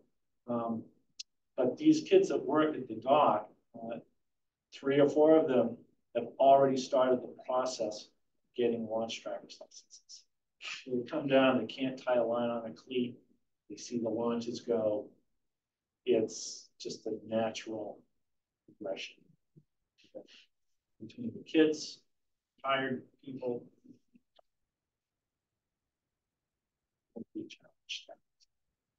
And at the end of the day, if we need to, we sell the boats. That's what I was just asking. I mean, up front, what's our break even? And if we don't get the subscriptions or we don't have the staffing, we don't run it that year. I mean, or something of that nature, just what is the business plan again? So how do we know? If we're going to do a seasonal contract, someone's going to pay us $500, got to run it for the season or to fund money. So I'll dig a little deeper on the spreadsheet. What's the plug for the harbor tour right now? So the harbor tour, the marketing done by Manchester Mooring was to put a sandwich board on a float. I saw that. Yeah. They got more business from people walking down to Reed Park, talking to my staff, asking, gee, we'd love to go for a boat ride. And we give them the phone number and they would call. Put it on DocWalk? I would put it, glad you asked that. That was a discussion I had with Beverly today on how we paid, how we'd have people pay. We'd have DocWalk set up a sort of a streamlined means for folks to go on and enter a credit card to pay for that ride. Mm-hmm. So we don't have to touch the cash. Right. Cash free. No cash. Important. And yes, I'm thinking that maybe we want to adjourn the finance committee. If the finance committee is done with questions about the launch service, are we good, or do you want to stay? Well, My general feeling is that the harbor is not big enough for, for launch service. You know, it's the other towns that you mentioned that have it much bigger than our town. And it seems like if we're trying to control overhead, that we shouldn't be taking on this risk. That we're doing what, Dean? Taking on this risk. Because it's not a big operation, you know, it doesn't seem like it's big enough. No, but it's, I mean, I don't necessarily feel it's a big risk if at the end of the day you sell the boats. You've got cash right there. There's a little bit of bad feeling. If we decide to cut it off. If you give it a go and it doesn't work, I mean, that's just business. It's the Well, way it goes. yeah, but right now the bad feeling goes to Tommy Baker. Right. And next time it'll go to us. I would love to see a private guy. We're always the bad guys. Yeah, I'm kind of used to it. I said to Tom, that was my first question. Do you know of anyone who'd be interested in taking this over? You know, and I know that Skip, Manchester Marine had zero interest in that. Very clear to me. So that person would have, in this harbor, would have all the same issues as Tom did, starting out a business, having an understanding of how it runs, not having the infrastructure. We have the infrastructure in place. We have boats. We take care of boats. We put boats in. We take boats out. But if somebody did come forward and said to Tom, "I want to buy your business," we would let them take the risk. We would step right aside because we don't want to compete. Right. We don't want to compete with somebody who wants to run Right. private enterprise. But other than water taxis, I don't know of any standalone launch services that's usually affiliated with mooring or municipality or yacht club or Hawthorne Cove Marina had 170 moorings.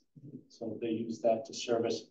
That was you rent a mooring from us for the season and you get launch service. So you get the launch along with it.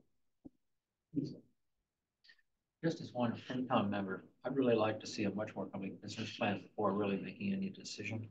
I thought Kathy's questions were really relevant, which is paying back capital over what period of time, and the transmission, put a 20-year plan together or something that's got more substance to see if in fact it can do exactly what you're saying, which is stay off the taxes, support itself. I think it's a great idea, but I just want to be sure, like the select folks, that this takes care of itself. Yes, we need to get more detail into the plan. So do I have a motion to adjourn the finance? Oh, I'm sorry. I committee? thought you wanted some comment from the. I wanted to make sure that everybody who had a comment got to make their comment before you adjourned your meeting, so you don't discuss it out in the hall. Yes. Not that you won't, but.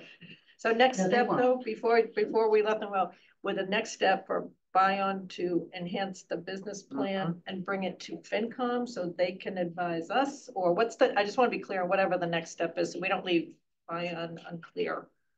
Or just bring it directly to the select board. I just want If to be it's gonna clear. go into the budget, we would need to look at. Or perhaps there's someone on your committee, and perhaps you, Kathy, help review a business. Well, So Peter and Kathy, I'll send it to the website. It's on the harbor. Probably together.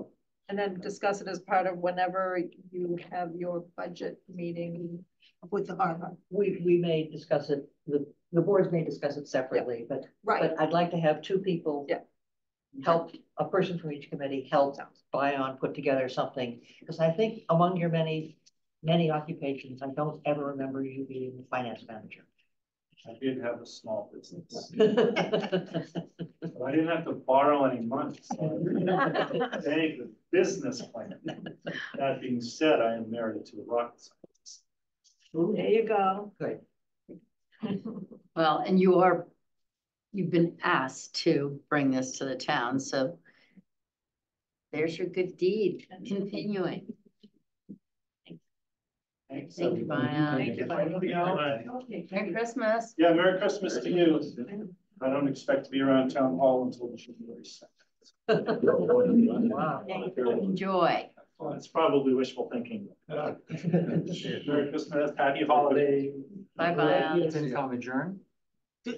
Are you making a motion to adjourn? I'm making a Just did? motion that's been requested. Do I have a second? I'll second. Andy seconds.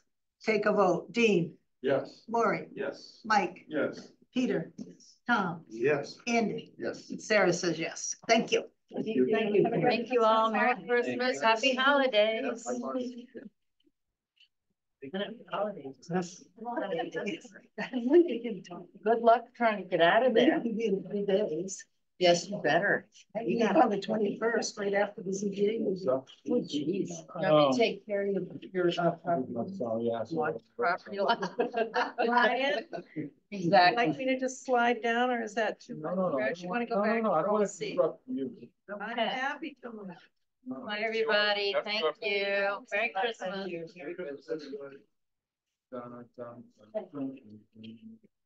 Are we all, are you moving down? I'm gonna move it to something. You're else. moving to your chair.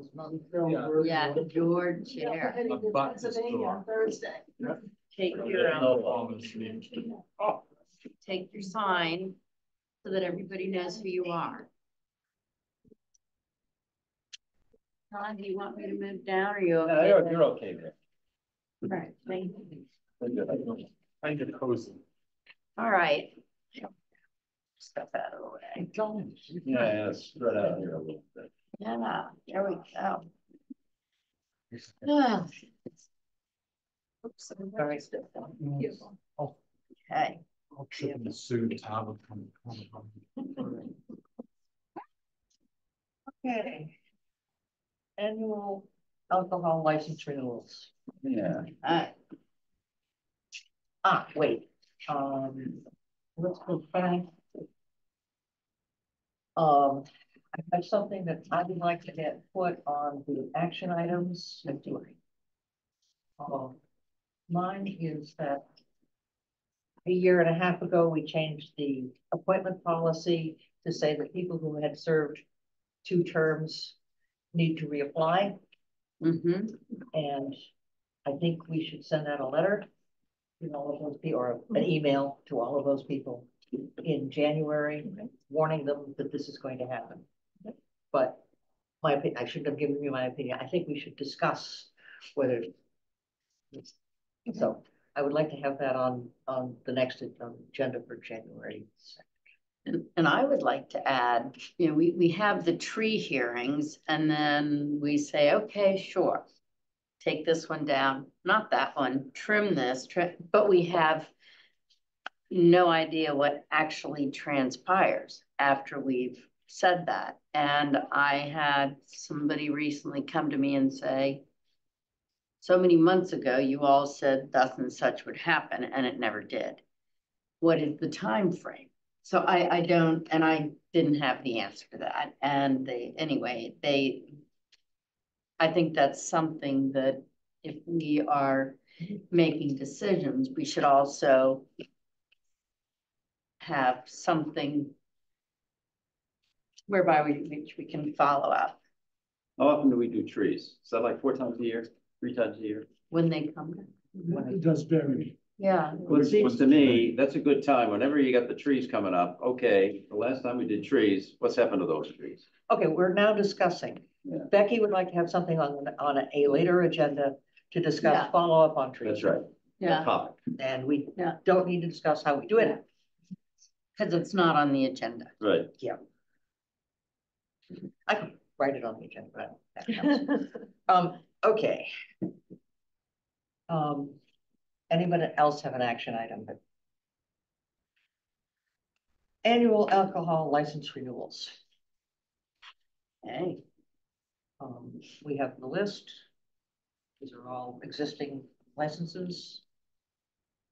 Is there any discussion? Is there a motion to approve the annual alcohol license renewals? So moved. Second. Brian, Yes. Kathy. Yes. Anne says yes. John, yes. Becky says yes. That was easy. The creation of a MDI, okay, wayfinding project task force. And we have recommendation of people to be on it. Is there any discussion? So I thought there were a couple of options that were being suggested. One was Marlene. a task force, which I guess advises the select board, but another option was a subcommittee. for Could be, downtown could be a improvement, right? subcommittee, probably of the DIP would be the most logical committee, if you wanted to keep it within an existing committee. I guess I just feel like, because they do talk about wayfinding a lot, you know, and I'm trying to remember, is this a topic on the DIPS 2.0 strategic plan or not? This came up from during COVID when we had some funds and trying to. Right, I'm trying to understand just like purview. If I'm trying to remember what was in the DIPS 2.0 and if it also included things like wayfinding, and if it does, then I think a subcommittee might be a nice natural fit. If not, and we want to keep it separate, I feel like this task force should still kind of go through DIPS. Right, so. It's their purview, right? So. So Marlene's on the DIP and she has. Right, but volunteered I to just want to chair. make sure she would bring it to the whole committee before bringing it to us. Because what I wouldn't want to have happen is this task force goes off and recommends something. And then we hear that the DIPS committee is not in agreement, you know, and we just talked about this like with, when we have our governance meeting and on the January 11th, you know, how you handle projects that involve multiple committees and stuff. So I think we're going to get into some process issues at that meeting, but that's the situation I'd like to avoid is, you know, is their purview. Very quickly, what time were we deciding on when is our governance meeting? Yeah, it was next I don't- month sometime. 25th of January. Okay, because I don't recall getting, but now, thank you. So not exactly. So Susan Well, asked for sorry. time, I think it was January 11th. She asked for January time with the 11th select to have board an separate from our update. regular meeting. Yes, I was thinking of the all boards meeting. I'm Yes, sorry. the all boards Okay. meeting is January 25th, but with the select board, she wanted to We were meet with looking at, us. you know, like a 4:30 meeting time On the on the 11th. Okay, now quickly back to what you were talking about, if it's all right, if I may, Anne. Of course. Is that while this does fall under downtown improvement, I think wayfinding, the historic district would have to weigh in on. I mean, they also, the signage comes under them. I don't know if someone from planning board needs to be on that. Sure. Although it's land use, but but I'm just thinking that if we had, in addition to downtown improvement, a representative from historic and a local business owner, I think that would have input that would be invaluable. But not that. Whether it be a task force or a subcommittee. Right. I would certainly recommend someone from DIP, someone from the HDC. Yeah. I think one of you would be good to have on. I think it's fine. I would have a planning board member on it. I think this is just what we were talking this morning about with Susan and Right. and DPW. It was like, what's the proposal stage? And that's kind of what we want to. So I'm a little confused. The subcommittee is not made up of committee members. It can still be made up of multidisciplinary Yes, folks, even it's though it is a subcommittee. It's a project That's a little team. Typically the head of the subcommittee is on the main committee. That's correct. So- So what is the difference between the two? I'm wondering if there was some One of meeting them law. might, one of them might report to us, separate from reporting to the Okay. Right. downtown improvement. And we would like to have, It might be an advantage to have the downtown improvement committee approve. That's some things before it gets to us. Yeah, now, there happens to be someone here who could represent two committees. Mm-hmm.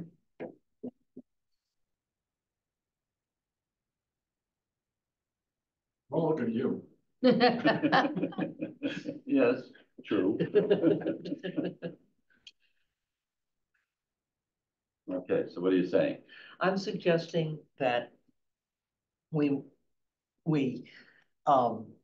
return to Marlene and say that we would like to have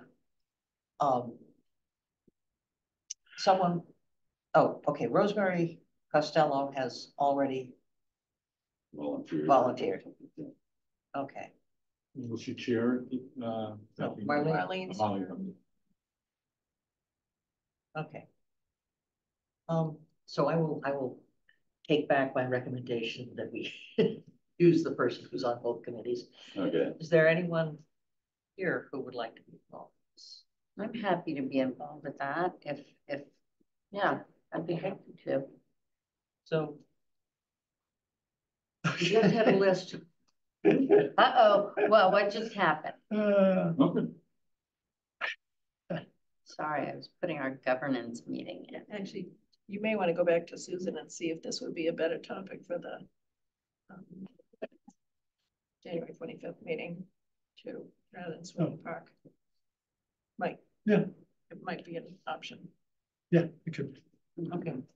So is this something that we should perhaps take under consideration rather than taking any action on? Well, it'd be helpful if you prefer to have it as a subcommittee, which I think is where you're leaning. I think you should make that as a request, and I'll go back to Marlene and the DIP and suggest that how we proceed. Is there a deadline for this? Because this is related So to a this- grant. This work has to be done by the end of June at the latest. I don't think it will take all that time if we get to it. Marlene certainly helps them march it along pretty quickly. So the state is providing us with a consultant. That's the technical assistance part of the grant. So they're paying that person directly. So we get, I forget how many hours of his time. And he will work with the subcommittee to come up with recommendations. And they'll have those finalized by the end of June at the latest. And reading over this note, I do think there's someone else who's better qualified for this. Oh, you're more than qualified, but With your contacts. I walked through town with you the other day. Good Lord, it's like everyone's best friend. I mean, I'll do it. I just, the time frame, obviously, for me, it'd be first thing in the morning or late in the afternoon kind of meetings for me. All right, because unfortunately, I still have to work full time, do a series of life's bad decisions. And here I thought it was dedication. Oh, no, it's just... So, I mean, they're all that, a lot of that, I have zero problem. I love working with it. I just don't know what kind of time I can. If we can work first thing or late in the day, or evenings, then I can make it happen. I'll do whatever's easier. You're retiring at the end of the month, aren't you? In 2 weeks? Maybe. Yeah. I'm gonna have a lot of free time, but I'm not, so. I'm happy to do it. I just didn't want to jump in if it was felt that Brian was a more logical choice. it really doesn't matter. Both of you would do a fine job. So it's up to the two of you to duke it out. Oh, just again, No duking. my time, I have the time constraints. That's my only issue. All right, then I'll go ahead and happy to do it. Okay. Okay. And with all that free time you have, then that committee can meet anytime. And, well, yeah, sure. So I just also think, Greg, you do want to take the action to talk to Susan about this particular project, because there are some aspects of it that divert from what we talked about this morning with Chuck.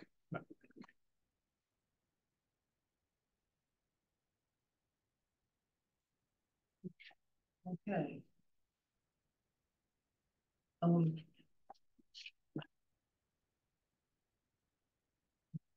I don't think we need to make a motion to recommend that it be a subcommittee. Yeah, it's the sense of the board, and I'll take that back. Okay. That's fine. Okay.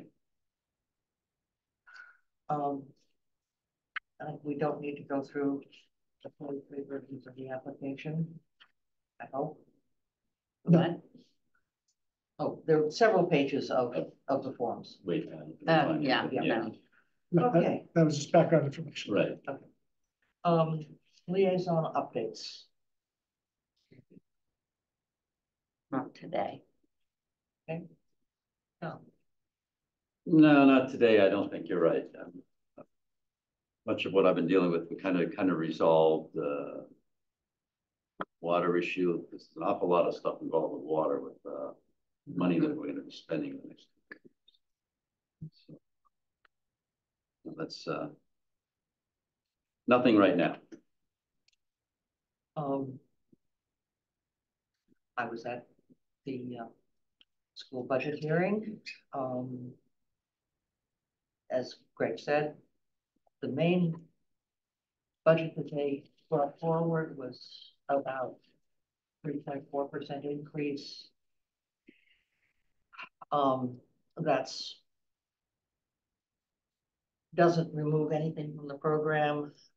It may involve some juggling of people around. There was discussion, inconclusive, coming up with a list, a minimum class size. Not an issue so much in the elementary or middle school, but in the high school, there are classes that are small. And there were mixed opinions from the audience as to whether that was a good idea, or whether setting a limit. The audience being. The audience being. It was a public forum. It was a public forum. It was a public hearing, and there were, and I didn't write down the names of all of the people, but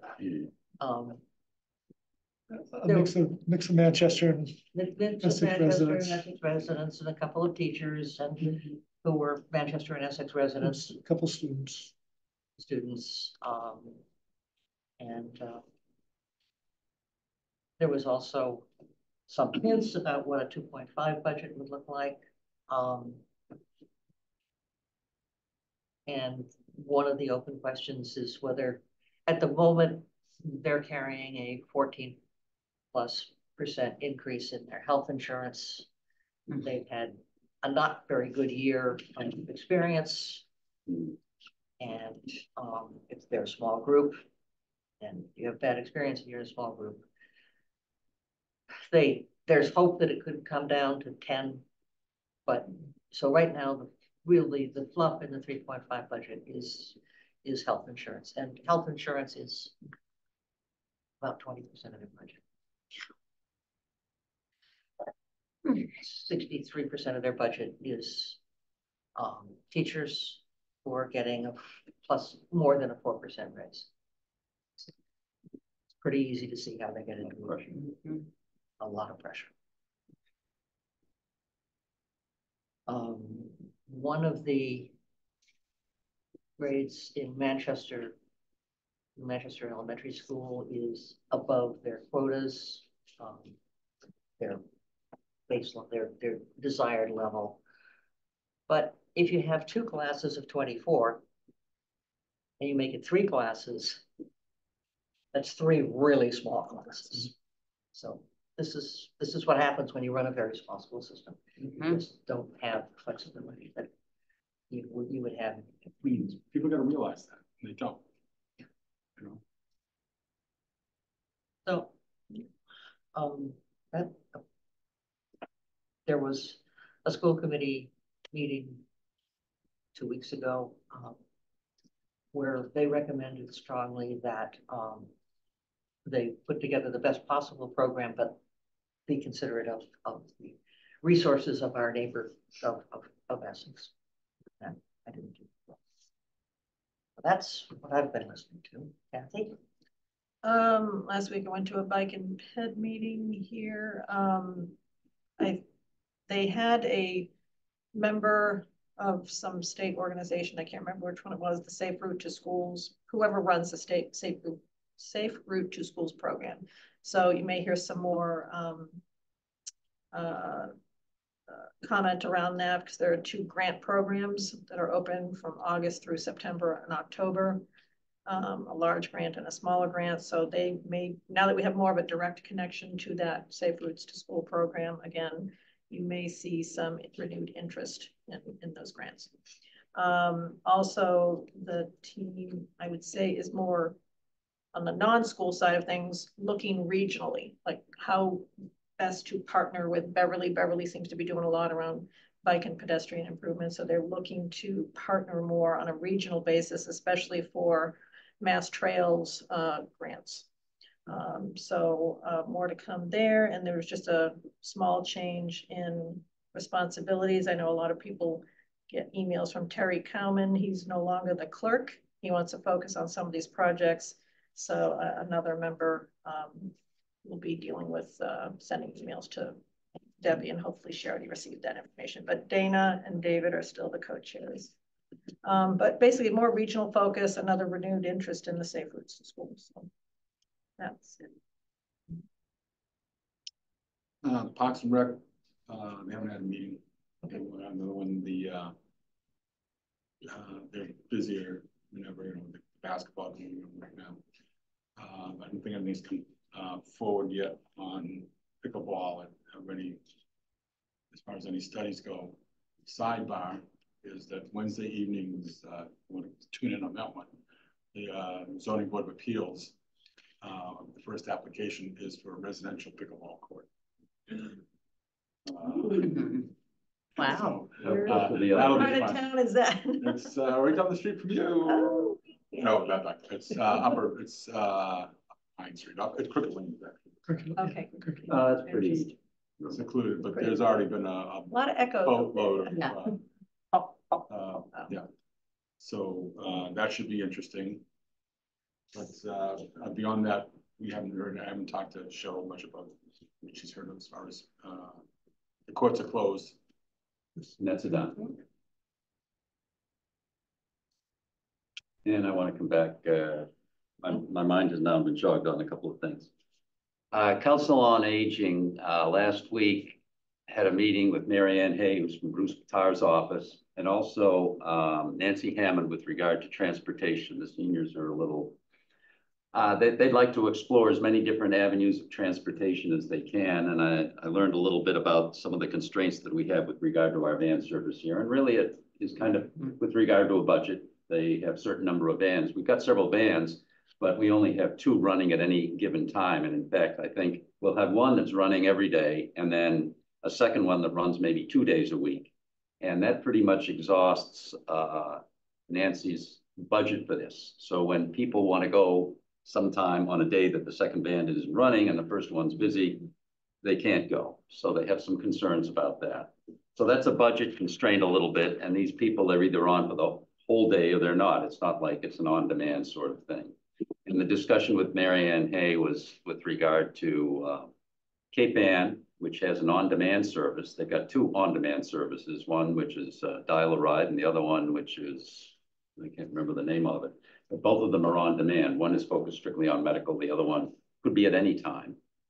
And we need to look into that and see if we can somehow get an entree into that particular service and make it complementary, because those services, they will run 7:30 to 8, 7:30 to 6, as opposed to here, we're running 9 to 3. So the on-demand for Gloucester has a route and you call and you can. That's on demand, yeah. Yeah, it picks up at specific places, but it will bring you anywhere. Yes. Okay, so some of it will. I mean, I wrote it down here. What's the other one called? CATA on demand. Yes. There's CATA on demand and there's Dial-A-Ride. Okay, I think the CATA on demand. It's the one with the app. Okay, with an app, which I downloaded and it immediately told me you're out of the service area. Yeah. So it knows what it's doing, but I think we need to explore if we can get get onto that program because it will give them more choices. And so if you could make a note on that and maybe have, I don't know, somebody from your office give a call, perhaps Debbie or something. So, and the other thing I said in for you, Ann, on the library discussion. Yes. And I guess there were about 6 or 7 folks there. I know Sarah Mellish was there, and they had a leader there who was a consultant that the library is currently working with in the first step towards getting a project approved for the library expansion. This is a long-term thing. It's not like in the next year or two. This will go, I think, 3 or 4 years before actually know how everything will fit together.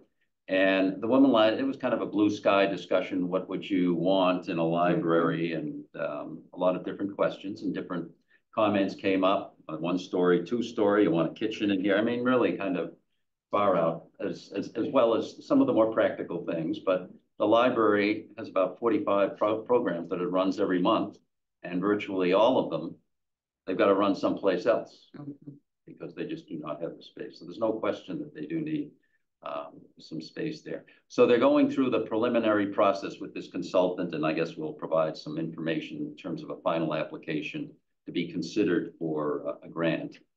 I think in June, something like that. Was there any discussion about, or have they had any discussion about moving their physical location and repurposing the library building? No.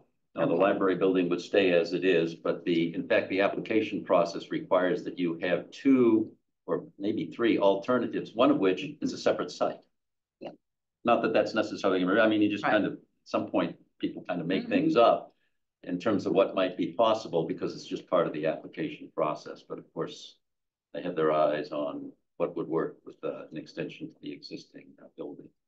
So, there's a lot of, we're at the very, very start of this whole process, but woman was very good and ran a good Q&A discussion. And we'll see that the library trustees are kind of shepherding this along, and we'll get to the next step. And I can give you an update. At planning board meeting last week, they mostly, it was a lot of discussion, rules and regs that they've been working on or trying to, as well as MBTA, the task force, getting update on that. And Greg gave an update on cell signaling. And a town planner update. It was a lengthy meeting, most of it devoted to, I would say, the rules and regs and the MBTA. What do you think? Was that about accurate, Greg? It was. Yep, that covers it.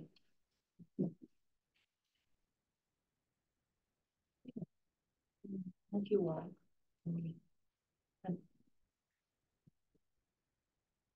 So many meetings.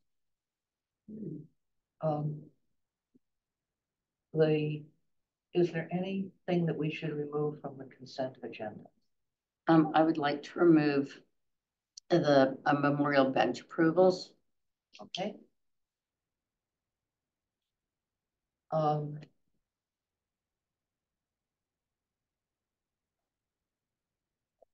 Someone.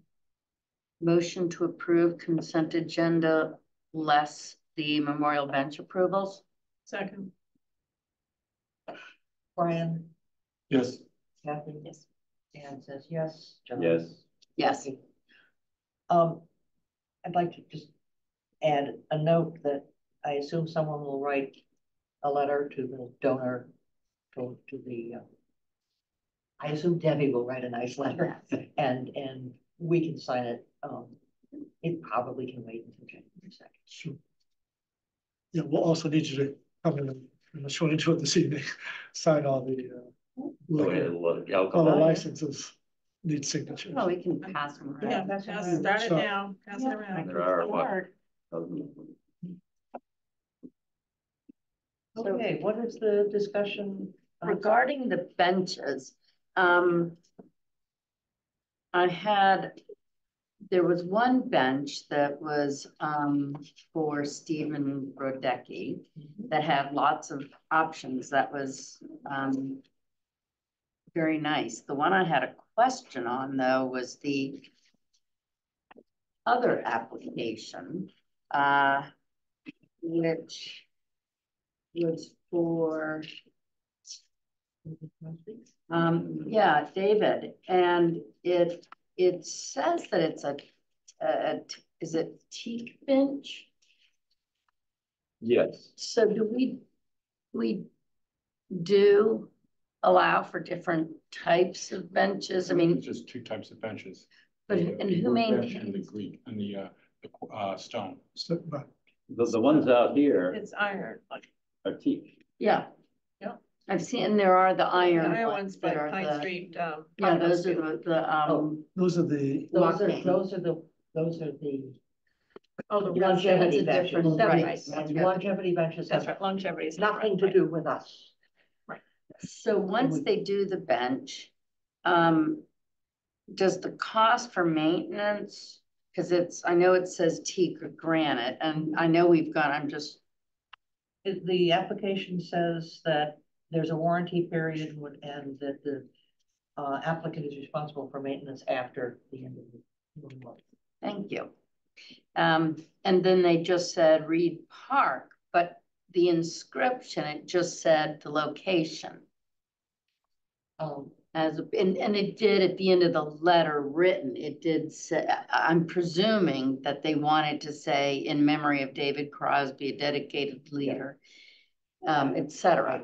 I think she Is just that- put the directions on where it should be, Okay. where she should have said in memory. I just want to make sure that what we're putting is actually what they would like put there. So that's, I'm just wanted to be sure that we, I mean, you never know.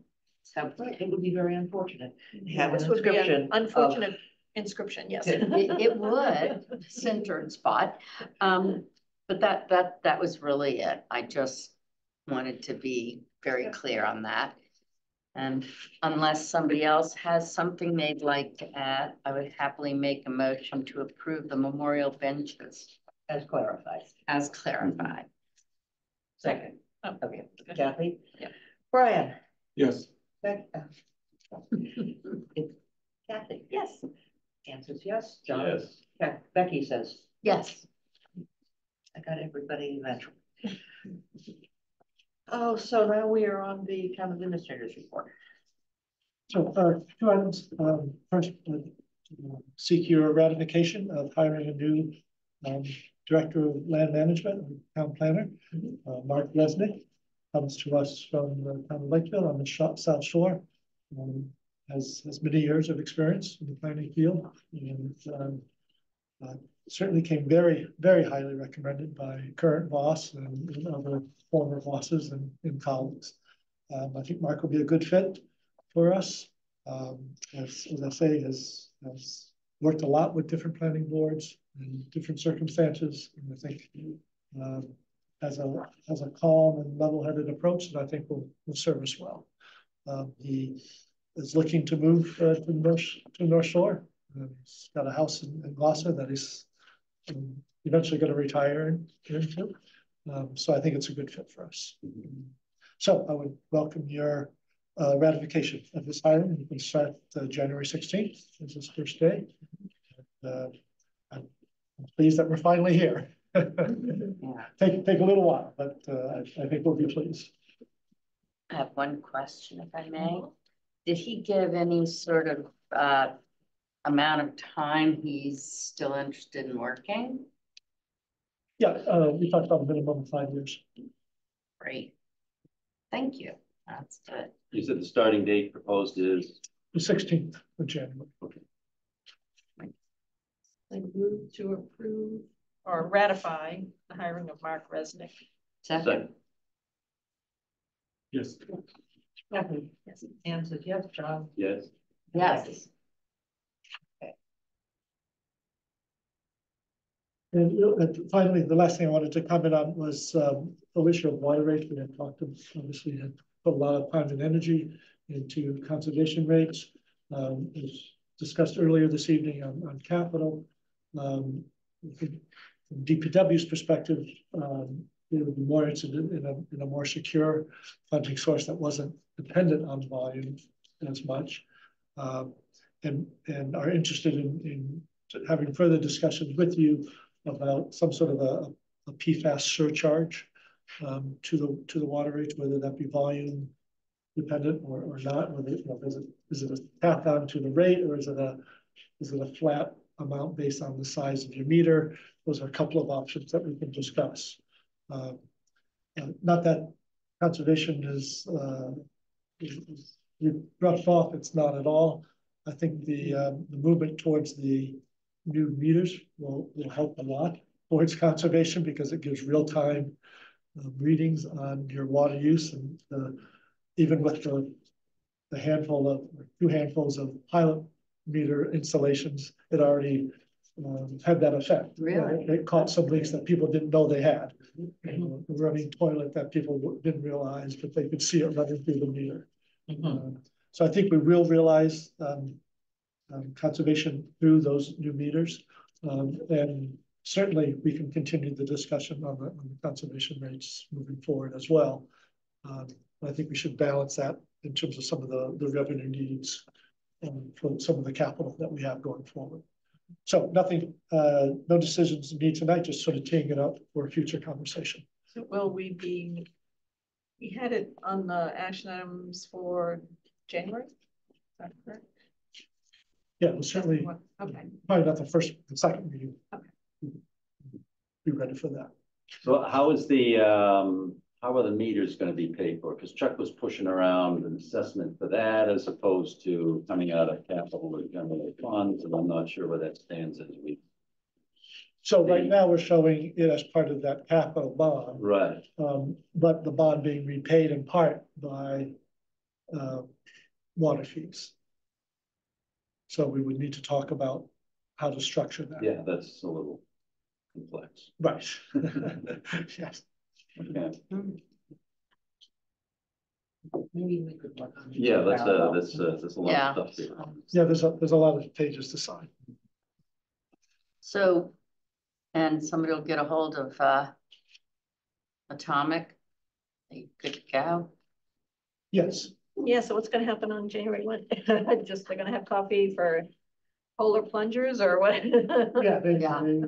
yes, they would like to park a truck there at the circle and Sounds like a good idea. have it available. Yeah. See what kind of weather we have on January 1st. I've done one. Did you? I don't, Not I know me. it was in April, since it wasn't a big fall. Okay.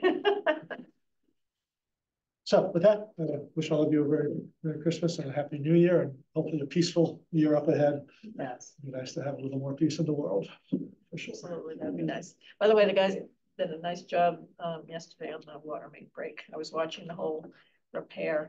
I was sitting in Cowles watching the whole. Yes. It was very quickly done. So they didn't lose their water at Calais? No, it's Oh, really? fully operational.